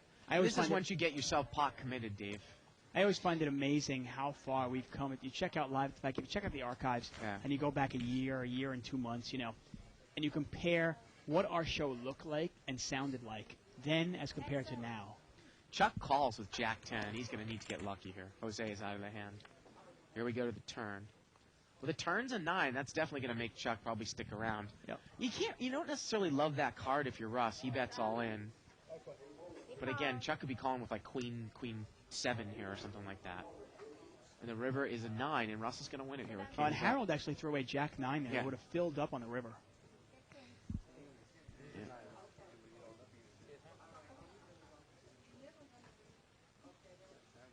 See, I can't imagine. I am assuming when Alan Lai says that the World Series, I think it's probably sold out for pre-registration. I'm assuming they are saving some spots for people to show up. I don't know. I don't know anything. Because I know the that. main event. When I was talking to a couple of I still haven't got my answer from anyone if you can buy me in. Right. I'm not pre-registering. Okay, I'm not pre-registering. I'm going to drive late on Sunday night. I'd love you to be able to buy me into Monday's Omaha event so that I can just meet up with you in the morning at the Rio. And you can give me my ticket as opposed to Sunday night. Make it easy for you. Yeah. Yeah, but I don't even know if I'm going to be able to do that. Yeah, who knows? Well, I'll find out when I get there. The tournament execs actually last year assured me, because I remember they were selling out a lot of main event seats, and there's a lot of people were worried that they were going to get shut out of the main event. The main event last year, and the tournament execs all assured everybody. They said, "No, we are reserving. We're not going to let the internet take over the whole world. Don't worry. We're going to reserve a lot of seats for our mega satellites and our own satellites." Well, you got to look at it and figure out. But I mean, the difference between the main event and that $1,500 event is, I would imagine that there were no more than 20 or 30% that even directly bought into the 10,000, maybe even less than that. Pocket ace is here for Harold. He did not raise. Out of the blind, Dave. Checked it. Jack. Tricky. Yeah, Jack 4-6 here. And he checks it. Here we go to the turn. Well, now Rob's got the nut flush draw. Or Bob's got the nut flush draw. I got to say, at this point, I might just keep checking my aces. I might just check it all down. Just hope I win in the showdown. If I'm going to play it that way. Question is, would Harold go broke? You got to realize in this game, there's so much value. It's like a limit game. Remember, to raising with aces out of the blind. A huge amount of value raising pre-flop. You're going to get called in 2 or 3 spots. Bob might call you with ace-8. Zeke might call you with king-6. Chuck might actually call him out. He could have raised it up 35. He probably left $100 on the table just by the fact that people would have called him pre-flop. And Bob was going to call this with a diamond draw. Check call here with ace-8.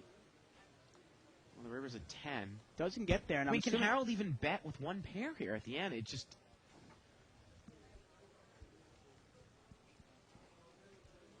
Bob thinking what to do, and he's going to check it. He's not... Well, Harold's going to throw a little bet out here. Yeah, maybe hopefully get called by a pair. Bet's 25. It's funny. I know Harold's game pretty well. on the river there, I would think he has a flush or 2 pair as a minimum, but I guess here with the overpair, he thinks aces is good enough to bet here again. But I don't think he would bet, say, king-jack there at the end. No, probably not. Yeah. And, you know, the funny thing is you look at that hand there, it's just, you've got to realize the game you're in. There's not much value to limp re-raising. And I mean, I got to play my hand. I'm pretty much playing this game absolutely straightforward. Well, the point I was making about that 1,500, though, is that, you know, 95% of the entrants in that are direct cash buy-ins. So it could fill up through pre-registration, whereas the main event, 15-20% might have been, not even through direct cash buy-ins. Definitely. So Russ with the ace-king suited here. After a couple of limpers, why not put some money in there? You're in position. You'll probably buy yourself the button. he makes it 25 to go.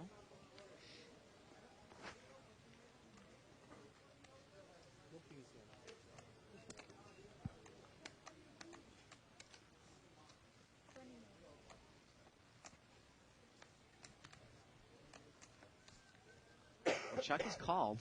7-4 offsuit. Is Zeke going to get involved here with ace-deuce offsuit out of position?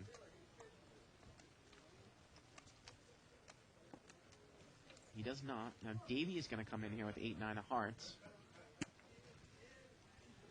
And Jose calls. And just like I was talking about, Russ was playing it pretty tight. Now you start to build yourself a little chip stack up here. Yeah. Now I don't know if you can really win a big pot unless hearts come here. No one else really has an ace or a king. Well, nobody's got anything here. Yeah. Can he continue, though? When it gets checked to him, can he put a little continuation? I got to tell you, it's weird with the strategy in this game. You know, I know you're all for thinking, well, if it gets checked to me, I'll bet because I think I have the best hand. Well, in this case, I will because the board is paired. Yeah. And if somebody doesn't have a jack, the likelihood is I have the best hand right now. Yeah. And if I can get one or two players out, remember, I can also take a free card on the turn by betting here. If somebody Let's gets say called. the board was like 7-deuce-3 all rainbow. Would you bet there? It depends, obviously, on which player's called. If Yeah. Chuck is in there, I might take the free card. Yeah. But with a paired board there, I'm almost definitely going to bet that. Remember, I have to give my opponents a chance to fold. I'm a real big believer in that. If you never give your opponents a chance to fold, well, then you can't get mad when they suck out on you.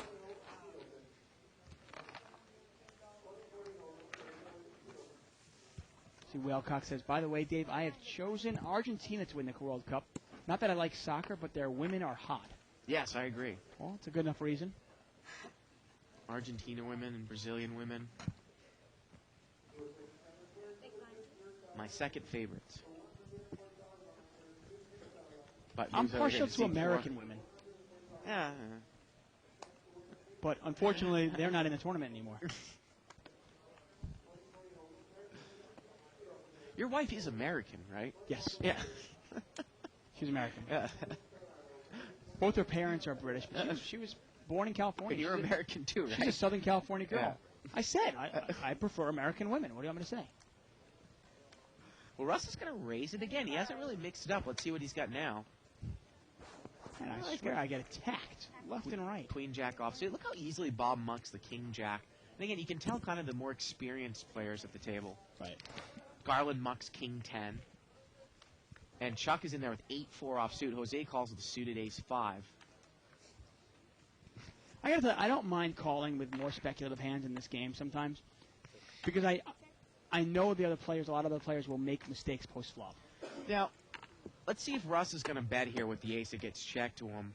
And again, we just haven't seen the right type of flop to see the domination. Where if he had ace king, and would Jose get involved with ace 5 here? Now this is one of those cases. Chuck's gonna call with a pair of eights. Yeah. And Jose is going to Overcall call with ace 5. Yeah. And we're gonna see his three ways. And at this point with Queen Jack, you know you're dead. The turn's a jack. Now, might you take a card here? You can catch a 10 I or a definitely jack take the card. or a queen for 2 pair. I definitely take the card. Not even a question. Well, if he bets here, he's going to get check out of the hand. But again, you wonder. I don't know if Yeah. Jose's going anywhere. I mean, maybe one of my opponents has a diamond, but I've got to think the other guy's. Well, look at Chuck. He's grabbing his chips. Now, Russ, I like his pre-flop hand selection. I think maybe one of the. Wow, Chuck is going to move in here. Well, what does Jose do here? Can he overcall with just an ace? And if Jose folds, Russell's got the best hand. And look at this, Jose calls. Oh, man. Wow. And is Russ going to call this now? What I was going to say is the problem with Russ's game is that he almost continues to fire. Remember the ace-queen hand where Well, he that's- fired in? well, you wait all night for a Yeah. big hand, and then you lose all your money on a hand that you don't have anything. Right. If you're going to sit there all night and then and get ace queen and then flop nothing and then lose all your money with it, well, you might as well mix it up more, play more hands then. Yeah, I mean that's a good sign. That's a good sign. If you're Russ, you got to look at it and go, well, Chuck's probably got much, but I got to worry about Jose here. Remember, Chuck's moved all in and Jose is called. This pot is like $400. Jose's got to dodge a lot of cards. I think if Russ calls. It's another 80 for Russ to call, and it's about a $400 pot. He's getting a little over 4-1. Russ has got to realize, okay, a queen is probably good, a jack might be good, And a now- 10 might be good. My problem is, though, is if a diamond comes, am I dead? And he's going to throw it away. And now Russ is probably wishing he did take that card. Imagine if the river helps him improve. And the river is a 7. Wow. And Jose takes down what turns out to be like a $600 pot. Yeah, with ace-5. Ace-5 there. I mean, Yeah. it's unbelievable. Really is.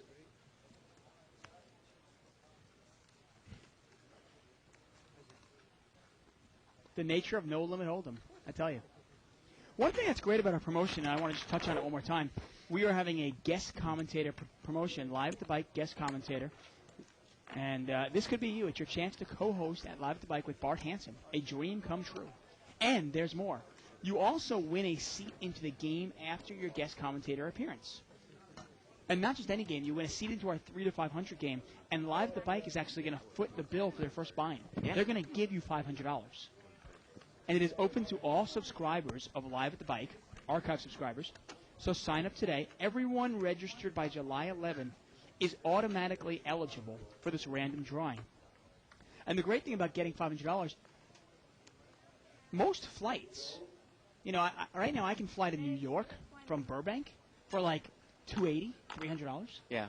So my flight is paid for, plus Live at the Bike's going to give me a couple bucks. Not bad. Free trip to L.A.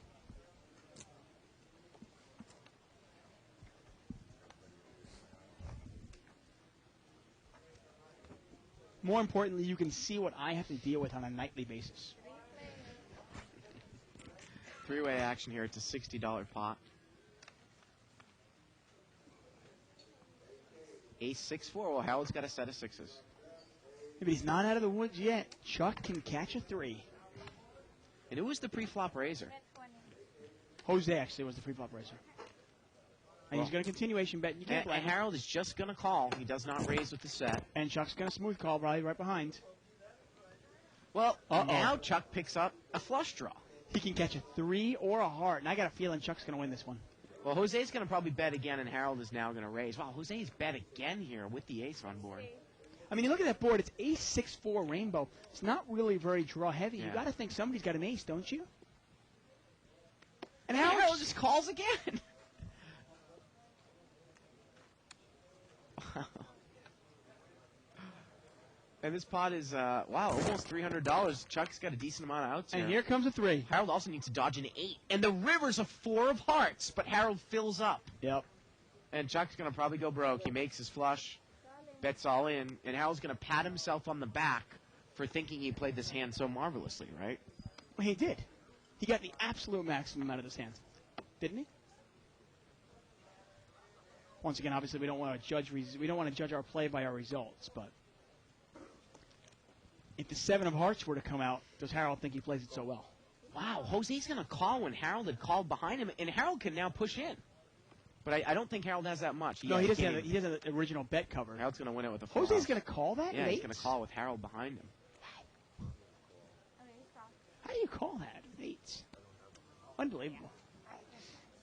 Well, yeah, I think Harold knows he's good here. Do you think? And this pot is going to be over $400, $500. Oh, yeah. A lot of big pots. You don't have to win. We always talk about it. You don't have to win a lot of pots and no limit hold'em to make a lot of money. Harold wins 1 pot, and he's now, made some good money here. Harold, show your full house. Come on, buddy. When you get a full house like that, just show. Oh, there's a little money on the side that Chuck's won here with the flush. Okay. Yeah. There you go.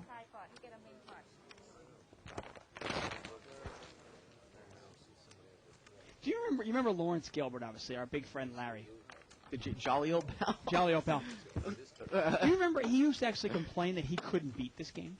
The 200 no limit game. Yeah. How can you not beat this game? Man, they just suck out on me. Right? know. Yeah. I mean, obviously, on any given night, you can lose this game. I know that. I love Larry, man, and he's mainly a limit player. But if there's almost a guy that just plays poker too straightforward, Oh, he's. yeah. I actually compare Larry in a weird way. And we love Larry, and he's a pretty good poker player in his own right, but he plays it almost too straightforward. I almost compare him to Garland in a weird way. Really? Just so straightforward Yeah. that it's sometimes tough to win. Yeah. You know? Never really mixing it up ever. Ever? Ever. I mean, I knew Larry for like a year. Yeah. You know? I remember he bluffed me once, like 7 months into his job here. He finally bluffed me, and he was so excited. He like jumped up and down. He showed it to me, danced. Did his little fat man dance. I was going to say. Little tremor in the casino. Yeah. Kind of raised here on the button. You know, I called him up like a week. I called him up like 2 weeks ago, 3 weeks ago to play golf. Speak to him? Yeah. He never called me back. Really? I thought you said you'd spoken to him recently. I thought 3 weeks ago I was trying to. No, so you actually never got in contact with him? It's been a while? No, it's been a while now. Oh, yeah. King 3 Jack here on the flop. And if he doesn't return my calls, the fat joke's going to get worse and worse. Limped around. Turn is an 8. Pair of 8s here for Zeke, and he's firmly in the lead. But Chuck's going to take a shot at it. Got shot to the 9. Can also catch a 10 to win this. Jose is drawing dead. Jose cannot win this pot.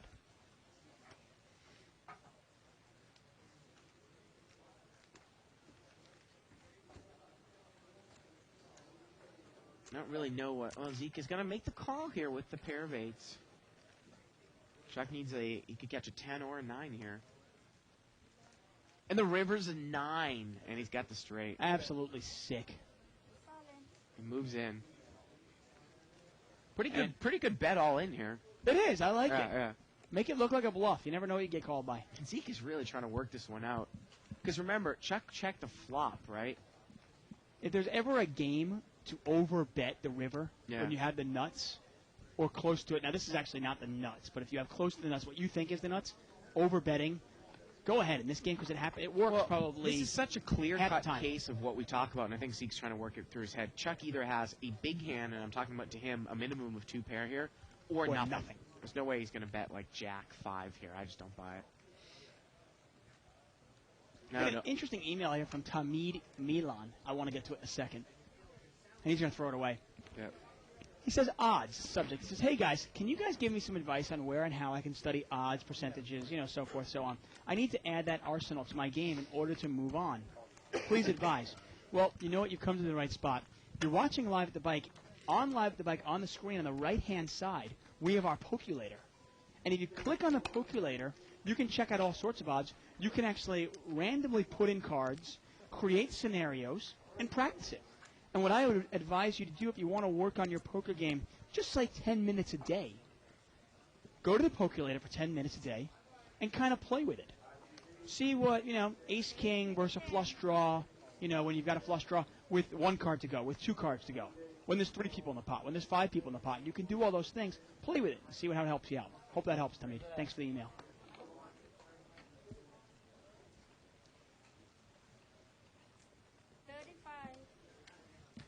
$35 raise here by Russ. Pocket nines. He's coming with some pretty decent cards when he's in the He pot. waits for the big hands. Yeah.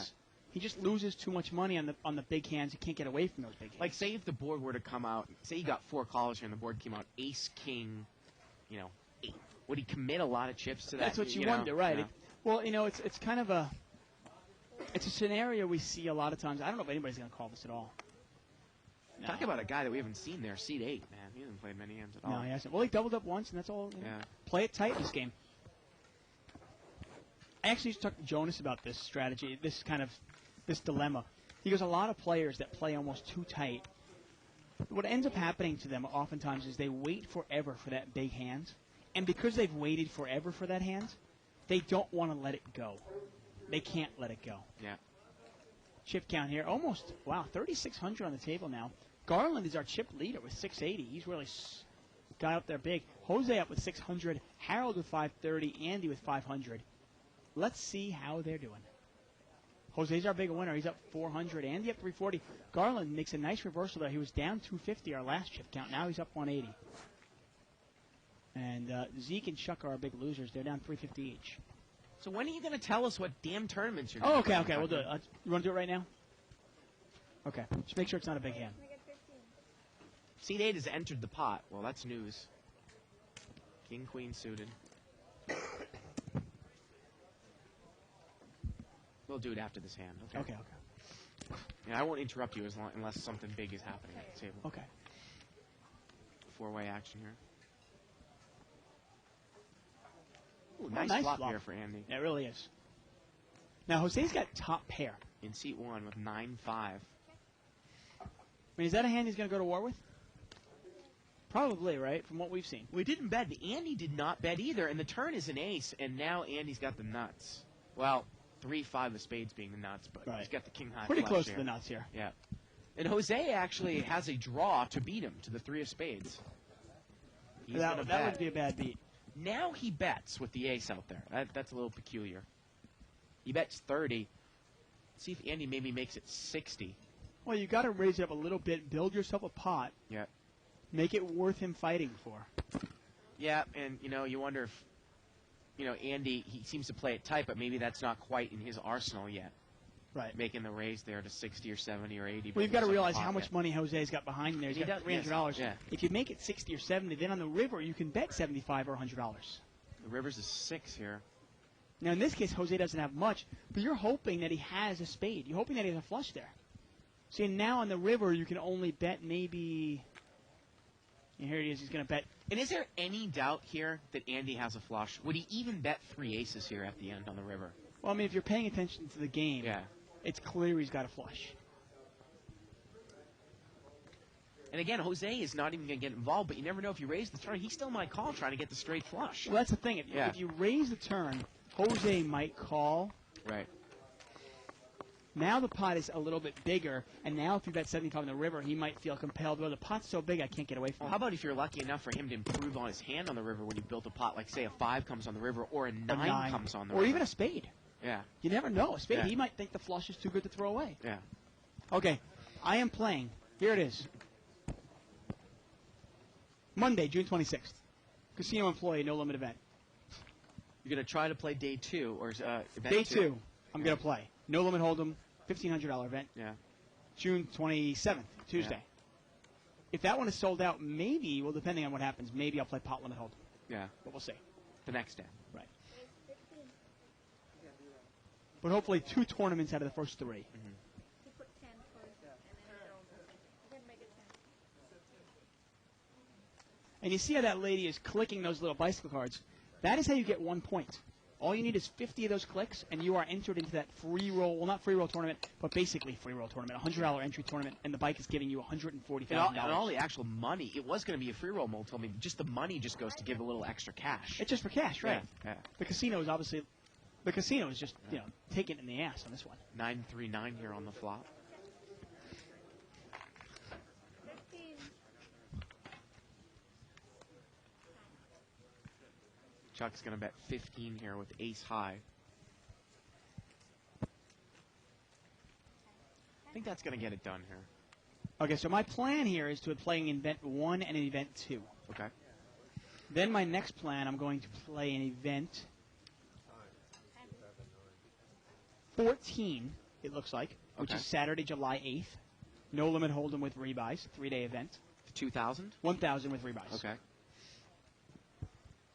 And I will also hopefully play in Tuesday, July 11th, pot limit hold'em 2-day event, which is a $2,000 entry tournament. Then I have to fly back here again because you're going back there.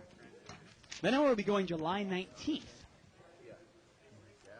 And I will be playing in a Wednesday 2 p.m. start, July 19th, pot limit hold'em 2-day event, $2,500 tournament.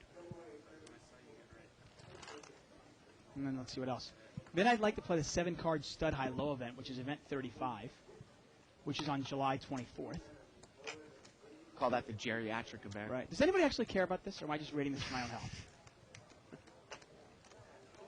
Somebody email me. Let me know.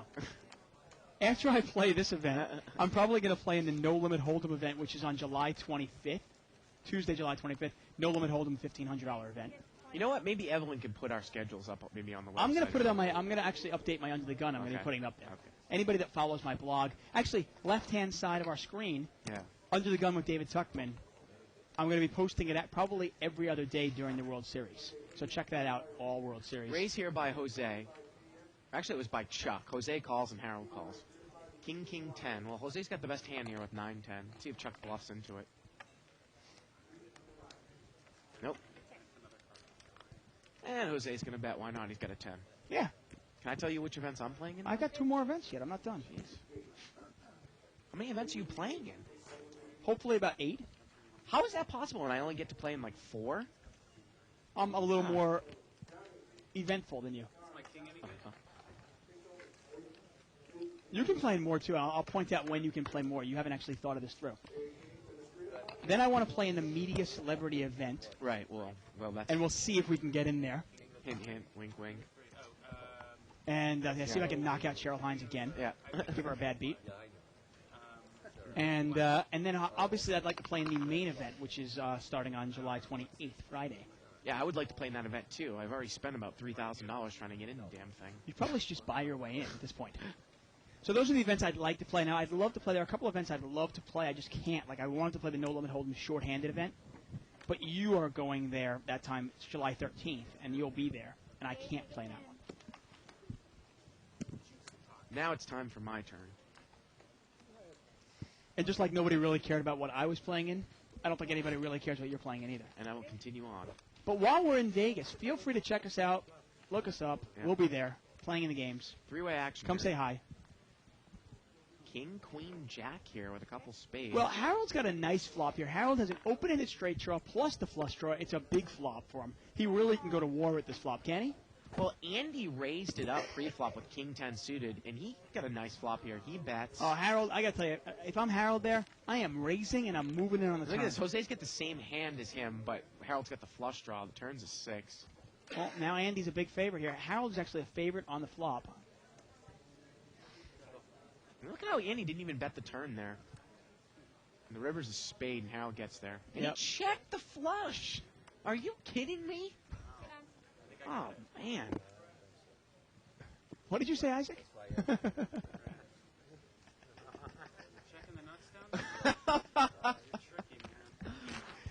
Okay, so go ahead. I'm actually going to point out a week where I think you're, there's a couple of tournaments that I wasn't going to play in. Okay. But because of developments, and because we will be at the World Series Yeah. for the Rio Convention, I figure I can sneak in there and play in a couple.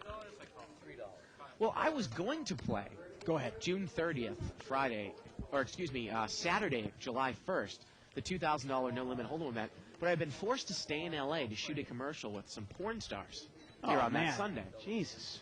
So Life is so tough for you. I'm sticking around that weekend. Oh, God. excuse me, adult film stars. Adult poker party. But I'm going to play on Monday, July 3rd. Which porn stars? I mean, which I'm not adult? exactly sure yet. Somebody said Jenna Jameson. I would be. It's not her. Oh, she'll give us a list. I'd love a list. I'm going to be playing in the Omaha event on Monday, the opening one, $2,000 on July 3rd. I'm going to be playing in the $5,000 Omaha event on July 6th. Then I'm going to be coming back to LA, and I'm going back out there, and I'm probably going to be playing in July 14th, $2,000 No Limit event, and then the $3,000 Omaha High-Low event on July 15th. So that's 4 events. Plus the media event, which you're hoping for. Plus the media Plus event. the I'm main gonna event. try to get into the horse event. Actually, that's almost 7 when it comes down to it. I didn't count the media. Oh, if you were counting the media event and the main event. Yeah. Now, Chuck is going to bet here with second pair, and he actually has the best hands. Now, Harold, he's got a gut shot straight draw with an overcard, and the overcard is good. Will he get involved? Well, Jose is going to get involved with pocket sixes. Wow. I mean, that's a terrible flop for pocket sixes, but you know what? Let's take one off. Harold's going to take one off, too, with the ace-10. Garland's going to get away from 8-10. And we're going to see this 3 ways. 5 of hearts changes nothing. Chuck is still in the lead, and he's going to bet it. Bets $40 into about an $80 pot.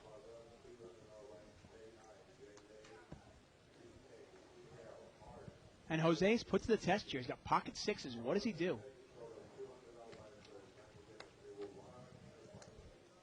I'm not sure if Jose's folded or not. Has Jose folded? Looks like Jose's folded. And Harold's going to fold too.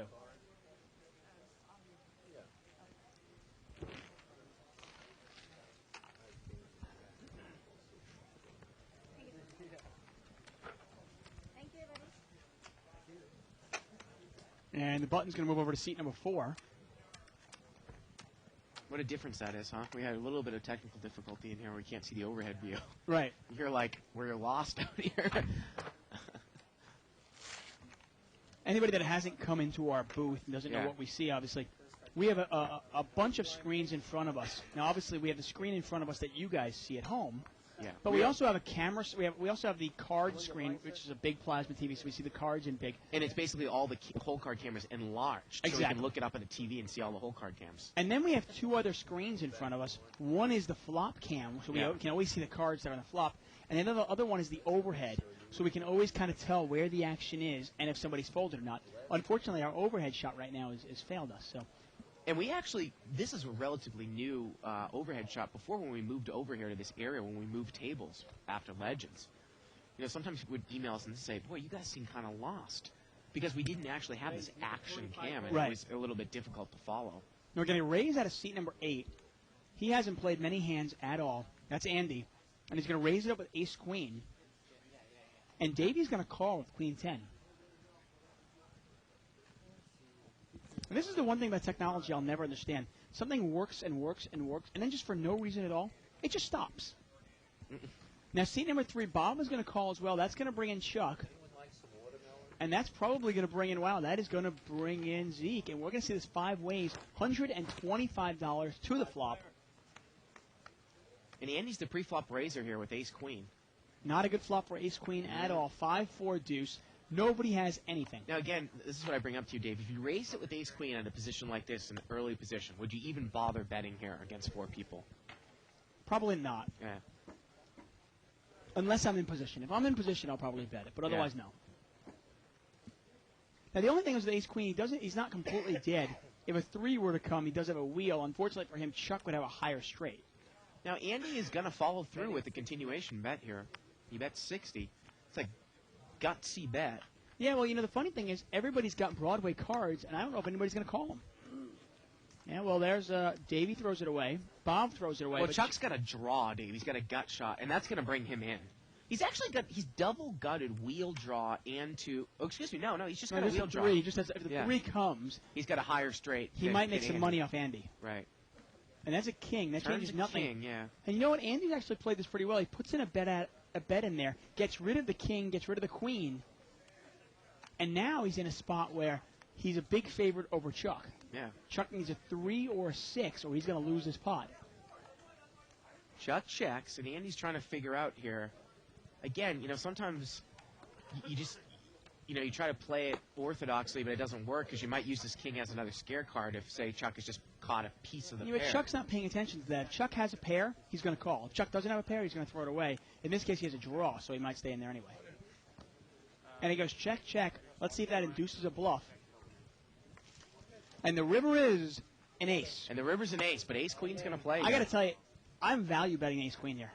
I am value betting ace-queen here. Really? Not even a question. I'm value betting ace-queen. Against this player, he might call me with a 5. Well, where's the action here? So Chuck is checked, and Andy is trying to figure out if he's going to call here or not. Or excuse me, Chuck is checked, Andy's trying to figure out if he's going to bet here or not. I think you have to bet this. I really do. Against this player, I think you have to value bet. This is part of the game where you value bet a guy here. He definitely pays you off with an ace. No, we didn't hear the action. Chuck moved in. He moved all in. He never put any chips in the pot. There we go. Thank you. Chuck moved all in on the river. Obviously, clearly. Yeah. Yeah. All in.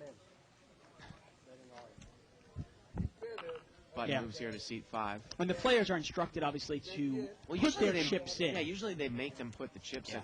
I was trying to figure out because we got word that it was checked over to Andy, but then he was thinking, and I'm like, I thought I heard Chuck move all in, but usually they make somebody put their chips in Yeah. the pot. And he throws it away there. I guess he was worried of 2-pair, ace-3, something like that, or maybe backdoor hearts. Figured he'd live to fight another battle. The funniest thing is, I don't even know if Chuck is thinking he's doing it as a bluff. No, I think he thought he had the best hand. Right. Clearly. Value betting ace-6 there on that board. Definitely. And now, seed 8 has picked up another nice hand, jacks, but this time he's just going to limp in. And again, there's nothing wrong with post-flop aggression. I actually didn't really like the bet by Andy on that flop. Right. though. Well, I said out of position, Yeah. I'm probably not going to bet either. Yeah. But by betting, he got himself in a position where he was heads up with a hand that he had dominated. Not a good flop again for jacks. Not really, at least, with one overcard, but it's kind of a scary overcard with And queen. he had just limped in, though, remember? Exactly. And Garland didn't raise it on the button with ace-jack of diamonds. He limped in. Well, it looks like Andy's going to throw a little feeler bet out here. There's a Betting 20. There's a theory out there, and I don't agree with it. Some people say, well, why am I going to raise pre-flop if they're going to call me anyway? Have you heard that? I mean, I know you have. Some people will say that. These guys are calling stations. They're going to call my raise anyway. Why should I even raise? Well, a bet here by Andy, and Garland calls with just the gut shot. And again, you got to wonder, is Garland looking at the player that he is calling? And Zeke overcalls with 5s. I mean, does Garland really think he's going to get paid off here if he hits a king? He's Maybe got Garland backdoor thinks diamonds. he can take it away from him, though. Turns a 3. Well, I assume Andy's going to shut down here. Maybe Garland thinks he can represent King Jack also, and he can take it away from Andy. Remember, Andy, see there, Andy's going to check it. He's not going to play it very aggressively. Garland probably knows that. Yeah, but see, now he takes the card, though, Dave. Yeah. And the river here is a 9. Well, do you represent King Jack here? Well, Andy's not going to give you the opportunity to. He's going to bet. I mean that But if he bets a small bet here, can you raise him off it? Remember, it is Andy, and I wouldn't recommend a bluff raise here on the river against anybody else except maybe this one player. Obviously, we have seen the hands he's played, though. And Garland just folds. Yeah, I mean, I don't understand if you're going to call the flop, and a guy checks to you, he's giving you the pot, he's giving it to you. He's saying, I don't want it, you take it, and then you don't take it.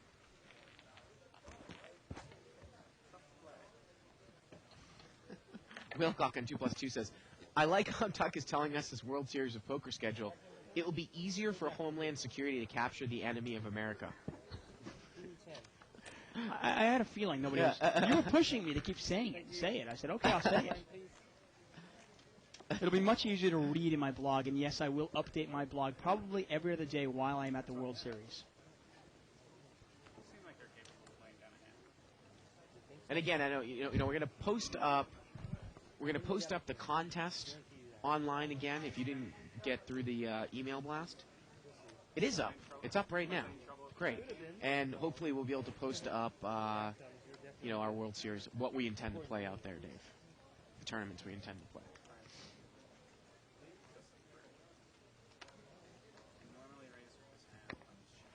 Limped around here. Three-way action. Queen 3 deuce here with a couple of spades. Interesting post here from the station. I got to read it when we get a chance to.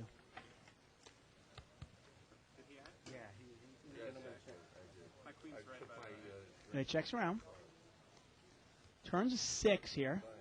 And Zeke has picked up a flush draw, the nut flush draw, and he's going to bet it, and that should take it down. Nice semi-bluff here by Zeke. Obviously betting your draw. You don't have to just bet your made hands. Yeah, if you head over to the left-hand side of the screen now, you can check out Guest Commentator Promotion. Click on it. Thank you. And gives you all the details. That's awesome. Amazing.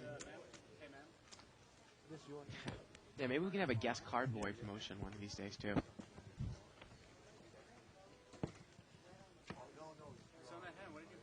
I just hope, with the $500 coming from the random drawing, I just hope that people don't feel limited just being local. I hope that maybe they can make a I trip got to out tell here. you, if I won this thing and I lived in New York, Yeah, I would fly out. Why not? It's a free trip to Los Angeles. pretty much. I mean, Oh, the flight's only $300. yeah.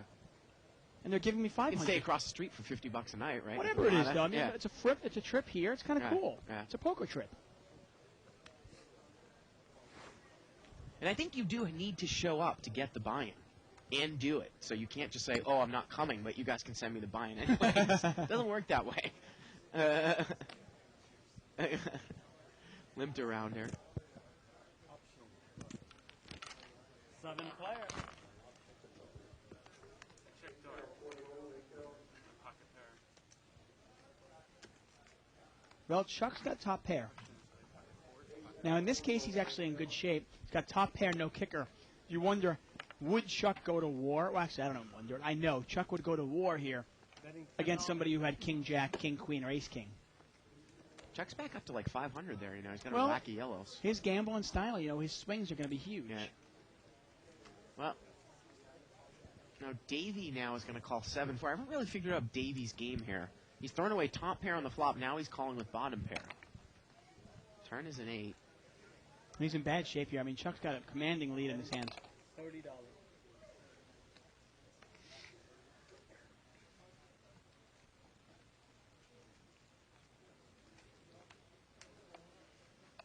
And is Davey going to make a move against Chuck?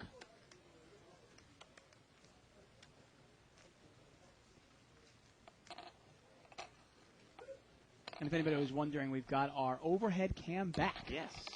Wonderful work from our tech staff. Our tech staff actually is just down the hallway. Got about 12 guys that just kind of sit in there and wait for any technical problems. They run. Yeah, now we need to call Fix our it right audio away. staff, the other 20 guys down the hall. Amazing. So let's read this. Yeah, interesting Okay. post here by the station. Barton Dave, do you think the sheer...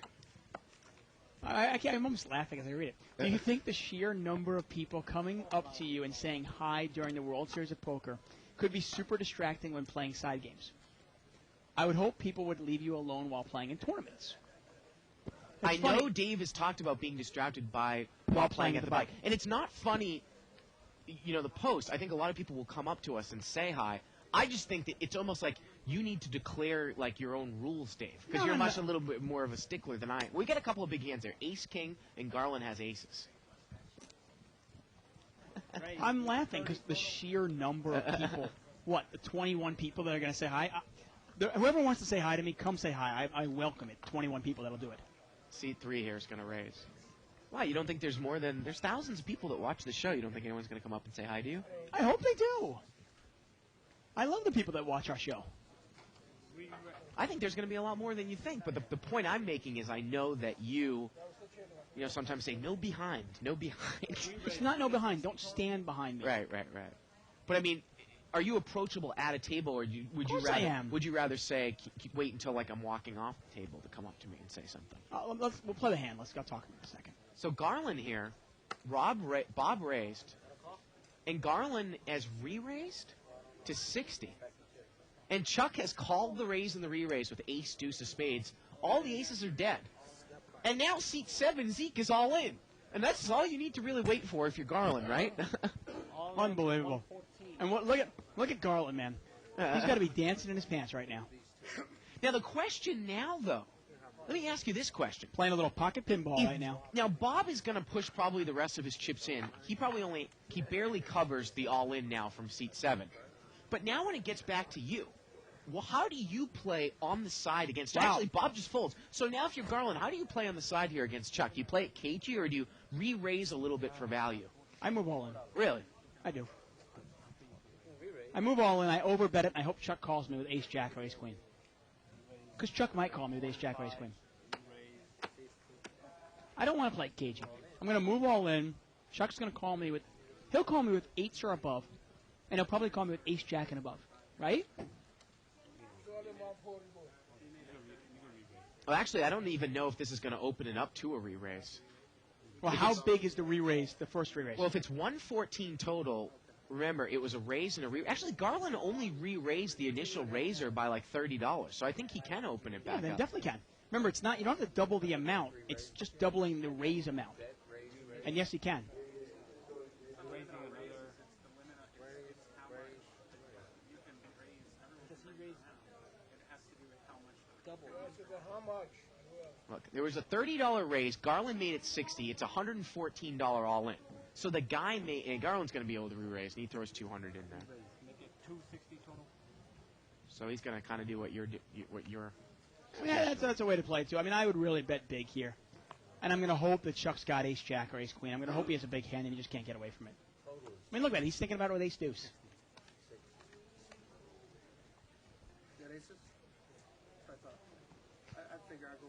Well, Garland doesn't have any redraws if Zeke can pull a 6 here. Good point.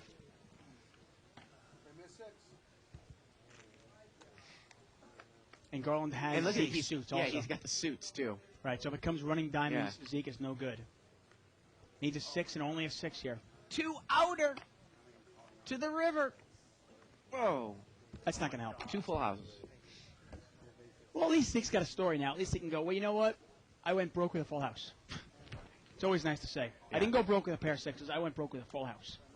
No, my point is that What is your point? What are you talking about now? listen, if I'm playing in a side game or in a tournament too, I'm the most approachable guy in the world. I'm just saying. No, you're you know, not.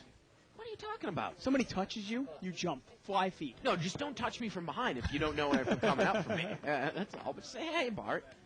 I'm just saying that you might not want to be bothered during the middle of a hand, Dave. Right? Okay, let me get this.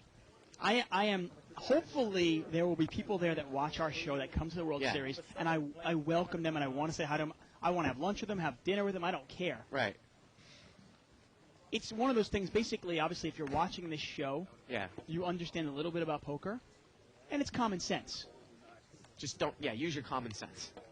If you're in the mid, if I'm looking down at cards, Yeah. And some guy has moved all in, and it's a $14,000 pot, that might not be the time to say, "Hey, Dave, how you doing?" You know what I mean? It's just common sense, obviously. Yeah, I mean, I honestly don't think it'll be a problem at all. Okay. I was laughing at more of his post where it started out. Do you think the sheer number of people? What, like my mom? 5 play. I know, my mom doesn't even watch. 5-way action here. Jack 6-3 with a couple diamonds. Chuck's open-ended here. Is he going to bet the draw? I don't know what it is, but Ronnie came up to me like a couple days ago and tapped me on the shoulder, and I jumped like 3 feet. You always, yeah, I know. You got that little nerve ending in your back. Yeah. If you want to get a good laugh, just touch Bart while he's playing the game from behind. Chuck is going to bet out here. And Davey is gonna call here, Dave. I might be misreading. Help me out here. He's got Queen 7 suited. 3 player. And Jose calls with a gut shot to the 4. Well, he's picked up a draw, the Queen 7 of spades. And Davey, he's picked up the backdoor spade draw. With overcards. It gets checked around. He's got the best hand here. And the river's a 7. What are you questioning? But Chuck makes his straight. Yeah. It is a 3rd diamond, though, and you can never really be all that comfortable. But Queen High was the best hand. See if Davey is going to make this call with a pair of 7s. He's going to call. I think Davey just thinks that Chuck is pretty much bluffing every time. Right. Definitely. Yeah. No, for the record, though, I'm hoping that some of our Live at the Bike viewers do come up to me and you and say hi. I'm looking forward to that. Is there ever been a time you've seen me turn down a beer from anyone? I'm buying the beer. I already said so. I'll buy the beer. Right, but I'm saying, like, no matter what time of day. Definitely. I'm all for it, man. But moves over great. here to seat 1. It's funny, we had Ryan on the show a couple times, the Asian guy with the glasses. Right. And, I'll turn down a beer from him. I don't you know want what? a beer. He's a nice guy. He's got good intentions, but one of the, when I was propping here, one of the first things he did, though, was one day he came behind me and slapped me in the back, like, really hard while I was playing. Oh, man. Get another post here from the station. You guys should do a little behind-the-scenes video of the booth, including Isaac, Ray, and Ronnie. Ray's a little camera shy, guys. And post it on the website or archives. I think a lot of people would be interested. See, look at him. He's very shy. It's taken us a while just to get that, pull that out. 3 player. Reaction here. Queen deuce 5 here, Rainbow. Chuck is going to bet here with ace 9. That's cool. Apparently, Station is actually going to be coming out to LA on September 1st through the 6th. Good. That'll be exciting. I've gone around and people were like, one guy's raised 5, another guy's made it 10. And Russ overcalls here with ace 9. Ace 9 of diamonds. Wow. Oh, there's the 9. Well, now him and Chuck have the same hand. Betting 40. And, I mean, very much like a limit hold'em game, a low limit hold'em game, like a 3-6 game or a 4-8 game. There really is no rhyme and reason. It's just a matter of, I feel like playing this hand. I don't feel like playing this hand. and Russ is going to call. It's out. And here we go to the river. The river's a deuce. And obviously tonight we've been answering a lot of emails. We do appreciate your patience last night.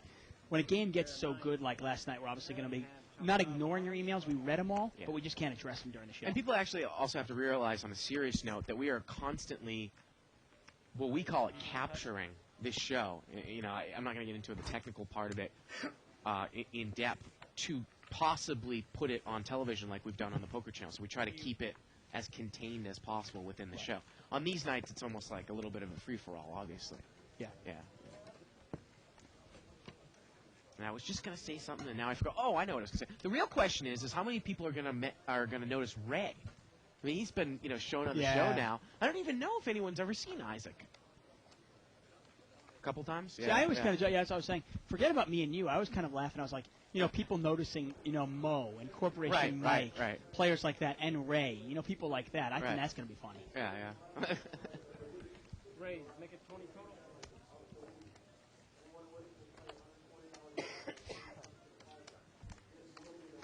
I mean, it was funny. Last year's World Series of Poker, Live at the Bank was still somewhat of a baby. We were still in our infancy, and it was, a lot of people were still going, live at the Who. What exactly is this? Where is it? Live at the Hood. They don't know what it is, but now so somebody said we should call it. Someone told me that last year. We should call it Live in the Hood. Live in the Hood from Bill Carnes. Yeah. Ace, Queen, Pocket Fives, and Queen 3 of Diamonds. Jack is actually raised here with a premium hand. Jack 6 deuce. And he's missed. Darlin's still in the lead here. Now, would you just play fives to hit a set? And, Chuck is actually not going to bet here. Oh, now it turns an ace. Yeah, I was going to say, if a safe card comes out, you might even bet the fives, but now the ace comes out. It's a pretty easy lay down. And this will probably go bet, fold, fold.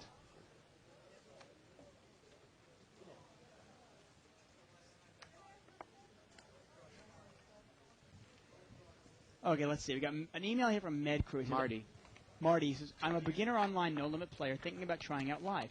I have a decent bankroll. What do you guys think would be a good limit to start playing at? I'm thinking playing 1-2, but I hear it's a hard game to beat because of the restricted buy-in. What do you guys think? Thanks, Marty. I gotta tell you, this is not a bad game to start at. Well, the 1-2 game here at the bike is like a $40 restricted buy-in game. I think this game is not a bad. If you can afford these stakes, it's not a bad game. If you're watching the show, obviously you know the game is beatable. Yeah. Play this game for a couple of months. Kind of get your feet wet. Figure it all out before you move up. And I think in this game, I got to tell you, I think if you have just 10 buy-ins in this game, I think that's enough. Yeah. Because the game is somewhat easy. Not to do it for a living, but to just to test take a shot. I think you can. Out. Right. I think you can play this with 10 buy-ins. You've got $2,000 on the side. You can try it. You can play here and play live at this level. Hopefully that helps you out. Not a whole lot of risk. I would say if you're first starting to play live, I would actually suggest you want to play a little bit of a restricted game first. You don't want to lose your whole buy-in on the first day. 6-player. 6-way action here. Little bit of a mini raise. And Harold's got trip fours. Now, Russ has an overpair. And was Russ the pre-flop raiser in seat 2? Oh, it was Chuck again. Yeah. And Zeke is... Oh, look at this. Zeke's got trip fours as well. And Harold checked it, and Zeke leads right out with the 3-4s. And if his kicker plays, Harold, I think, is going to go broke here. Well, Is Harold going to play it so cagey where a diamond might come and kill the action, though? Well, Harold's going to play it slow. You know that for sure. Well, now you got an all-in here by Davey with the flush draw and an overcard. And Chuck, he's facing a bet and all in, and he has an overpair. I got to tell you, at this point, Harold should just shove his chips in as a check raise all in. Right, that's Russ. Time, please. Right, I know, but I'm saying Harold should. Right. If Russ makes this call. Raise. Raising. And he's going to raise He's it. going to raise, and I think, wow. Well, you know, he doesn't believe that anybody would bet a 4. Well, if Harold just calls here, Zeke is probably going to move all in. And all the And money's Harold's going in to come in. terrible shape. Wow, he's just playing it as slow as he can play it. And Zeke now just calls as well. Are these guys scared of pocket sevens? You wonder. I mean, I got to tell you, if you're playing in one of our games, a bigger Yeah. game, if there's 3 players involved in a pot like this, Yeah. I know the other guy's got a 4. What does that other guy have, though? Yeah. You're scared of pocket sevens. Yeah, you have to be. I just think it's going to be fitting if a diamond comes and it gets checked around here on the turn. Yeah, Davey obviously still drawing live. I mean, this pot He now. can't catch a jack or a 6 of diamonds, though. He's got 2 less outs than he normally would have. Yeah, the pot right now is about 350 Actually, total? wow, he's got the 8 diamonds in his hand, I was going to say. 350 total, about what? 100 or 150 on the side? Russ has 1 out, by the way. 1 out. Here we go to the turn. And there it is. It's the diamond. It's going to kill all the action. Unbelievable. And everybody checks, just like I Surprise. said. Yep. And the river now is an ace. And I still think maybe everyone's going to check here. Well, now Harold's going to bet. Well, he thinks he's got the best hand. And if Zeke calls him, Zeke is going to win some money on the side. Now, the thing is, if Zeke calls here, there's no way Russ can call. No way. And again, you got to understand that Zeke probably left some money on the table. If he had shoved it, he would have gotten all of Harold's money. Yeah, he really would have. Yeah. 3-4. And the flush is going to win it here. Yep, Davey's going to win the main pot. Yeah. Zeke's going to win himself $100 there from Harold. I love the way that Zeke bet it right away, but you get a raise and a call, you know somebody else has a 4, Dave. Exactly. It's really time to push there. And the odds are somebody's got a lower 4 than me. Yeah, because you're in, well, you shouldn't really have been there with Jack 4, but remember, hands that people play. Now, Harold was actually in the blind, so it could have been a random hand. It's still right, but even it's if the still random higher, hand is... yeah, than the median, right? Yeah. Yeah. Obviously, you start thinking about it, you go, well, if he's got an ace, a king, or queen, I'm dead. Yeah. But there's a whole bunch of cards lower than that I've got beat. And again, you look at it, and you lose a betting round on the turn. So the pot is just not that big. Where it was just a $100 bet here on the river. Thank you. Button moves here to seat 4.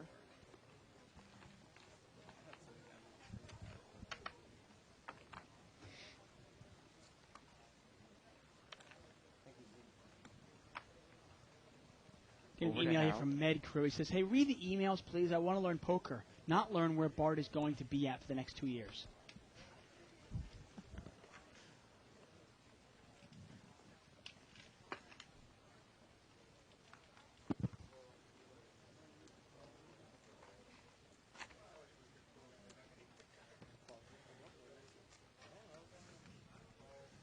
Limped around here.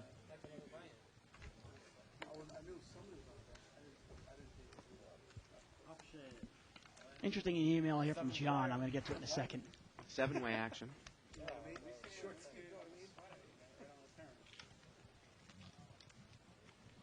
10-7-6 here with a couple of hearts. And look at this flop for Bob. What a flop. What a nice draw. Nut flush draw plus a gut shot to the 8. And Jose's got a lower flush draw. Jose's going to bet. This is a hand, if you're Bob, you can actually raise here. And he's going to push it in, Dave. I don't mind the play. And he's probably going to get a call from Jose here. You never know. Jose might feel he needs to call. And if Jose calls, he needs to catch an offsuit deuce or an offsuit jack without Bob making the flush or the straight. Right. Or redrawing to the ace. He's way behind. The turn's a 3. Not going to help Bob him. is still way ahead in front here with ace high. And the river's a 4. And ace high is going to win it. Yep. Take down a nice sized pot, almost a $300 pot. Well, Bob doesn't look pleased, but he's going to show his hand. That's good. And wow, it looks, wow, okay, I win. Cool. Email here from Jonathan DeGraw. He says, hey guys, based on what events Dave wants to play, I calculated, and you know what, first of all, I'm just excited that actually somebody was listening to my ramble. It says, based on what events Dave wants to play, I calculated it will cost him around $18,500. This assuming he buys into the main event for the full amount. It's actually up to $21,500 because I'm going to assume for the $1,000 rebuy that I'm going to give myself 3 rebuys. So $21,500. He says, this, however, does not include travel expenditures, a hotel room, and rebuying if necessary. Oh, there you go, rebuying. Said, I was just curious what type of bankroll you have working in order to budget these tournaments, knowing that you might not get a return on your investment. Thank you in advance and keep up the great work. Well, thanks for the email, John. Can I answer for you? I think you're intending to make a lot of money on the side as well, right? Is that somewhat factored into the expenditure? 15 total. Well, yeah, I mean, obviously I am. You know, obviously I'm not going down there with the express. I'm not going down there thinking I'm just going to, like, you know, just burn $21,000. Now, I'm actually doing an interesting thing where I've talked about it a little bit on the show, where I'm actually kind of hedging my investment because I've gone into a little bit of a corporation with Mo, Barry Woods, and we're backing out Philly Sugar Bear, Al Barbieri, and they're taking about 50% of my Omaha action. Wow, look at nice flop here for Jose. Oh, Flops man. straight. Jose flops a straight, and Bob's got bottom set. Yep. Oh, and we're going to see action here. But are both players going to slow play it or what? And Jose bets it right out. Oh, well, he bet out of turn. Jose bet out of turn. I assume it's going to get checked to him. Now, look at Zeke. Zeke's got the ace-king. Is he going to get involved? Sometimes we see that all the time where players just can't get rid of Look at ace-king. this $35 Oh, bet, man. and Bob moves in. Set of threes. He moves all in with a set of threes, and he is in Can you bad blame shape. him? No, I don't. I like the play. I really do. You think you might get called by 7. You might even get called by 2 pair, things like that. You never know. Obviously, it's an easy laydown for Zeke here. But, you know, we see all the time players having trouble to getting rid of ace-king. All in 200. 200 to call. Now, we know in this game these players would be calling with any overpair. If Zeke had to say jacks, queens, kings, or aces, there's no way he's going to throw it away. Shaking his head there. Can't understand how ace-king did not come through for him. And he throws it away. And obviously, it's an easy call for Jose. Yeah, Jose bet the nuts there, Dave. And unless the board pairs, Yeah. Bob is going to lose. And there there's the a board 7. pairs. Wow. It's over. And Jose is drawing dead. Bob's going to win it with a full house. And Bob has busted Jose now 2 hands in a row. That's right. Whoa, he didn't realize it. I don't think Bob realized that he had a full house. He just looked and saw the guy had a straight. Oh, And wow. then he turned his cards over. Lucky for him. Final chip count of the night here does not include that last hand, so we'll add about... Well, actually, it does. Jose's got 0. Well, yeah, that wasn't from the rebuy. Oh, I see. So we're actually at like 3,500 because Jose had rebought. Yeah, say he rebought another 200, add 200 to Bob's stack, 450 now. Right. Take a Garland's look at the still difference. well in command, though, at $800. And Garland now our big winner. Yeah, Bob's going to be up to about 250. Jose's going to be down about 400. Well, there it is. Look at that. Instantaneous. Garland, our big winner, our 2+2er, Yeah. goes by the name of Garland. Big winner in the game. Playing 200 behind. One of those Northern California fellows. Last hand of the night here. Dave will be back tomorrow for more 10-20 no limit madness. Rock and roll. Ace King here for Davey. Yeah, but I'm fully expecting to go down to Vegas and win my first World Series of Poker bracelet. A little bit And upset, with- a little and bit with upset that- you get to play in a stud high-low event too, man. Oh, actually, no, you can too. We'll talk about this. Oh, after all the show. right. You said you got some little thing I can do, right? Yeah. Well, possibly. Yeah. We'll see. So Chuck is going to raise it up here with pocket jacks. Remember, everyone can rail me on full tilt during that horse tournament too, the $500 buy-in. I'm gonna win my seat into that $50,000 tournament. How man. many players are they expecting? Well, they got to have at least 100. They're guaranteeing one seat, right? Oh. Or are they going to get more than are they going to get 2 seats, you think, or no? No, I don't think so. Well, we'll see.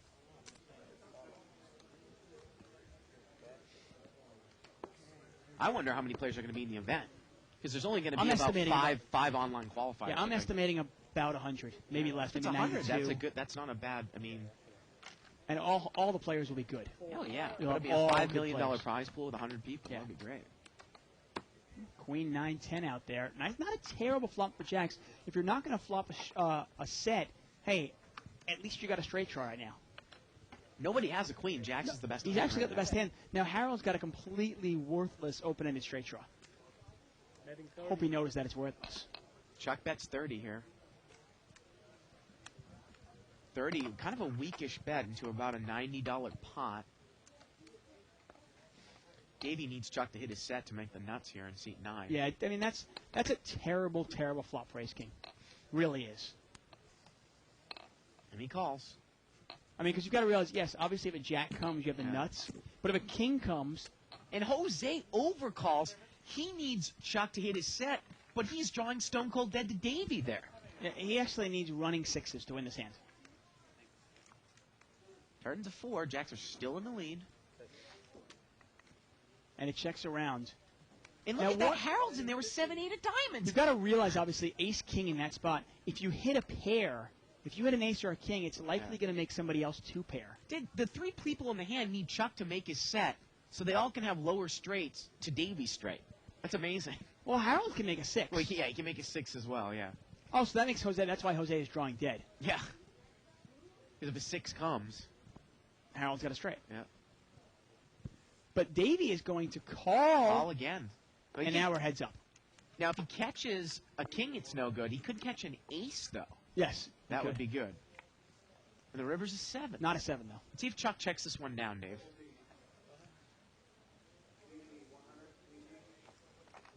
And there, see, he's going to check down the jacks. And Of that's course. That's going to do it. Yeah. Wow. What a night alive at the bike. Yep, nice pot. A lot of big pots here tonight. Gonna do it for us, Rock and roll. as always. Not a lot of new features, of course. You've got the guest commentator promotion that we just started. Check out livethebike.com. Right. Left-hand side of your screen. Check out your emails and your email blast. If you haven't registered for the archives, you got until July 11th to do it. Random drawing on July 12th. If you are already an archive subscriber, you are automatically enrolled. Right. $500 buy-in into the 3-5 game, plus an opportunity to guest commentate with me, plus another 6-month extension on the subscriptions, or on the archive subscription. Yeah. Great. Check out our video blog tomorrow, right? Yeah, video blog's going to be up tomorrow. I'm Bart Hanson for Dave Tuckman. Good night, everybody, from Live the Bike.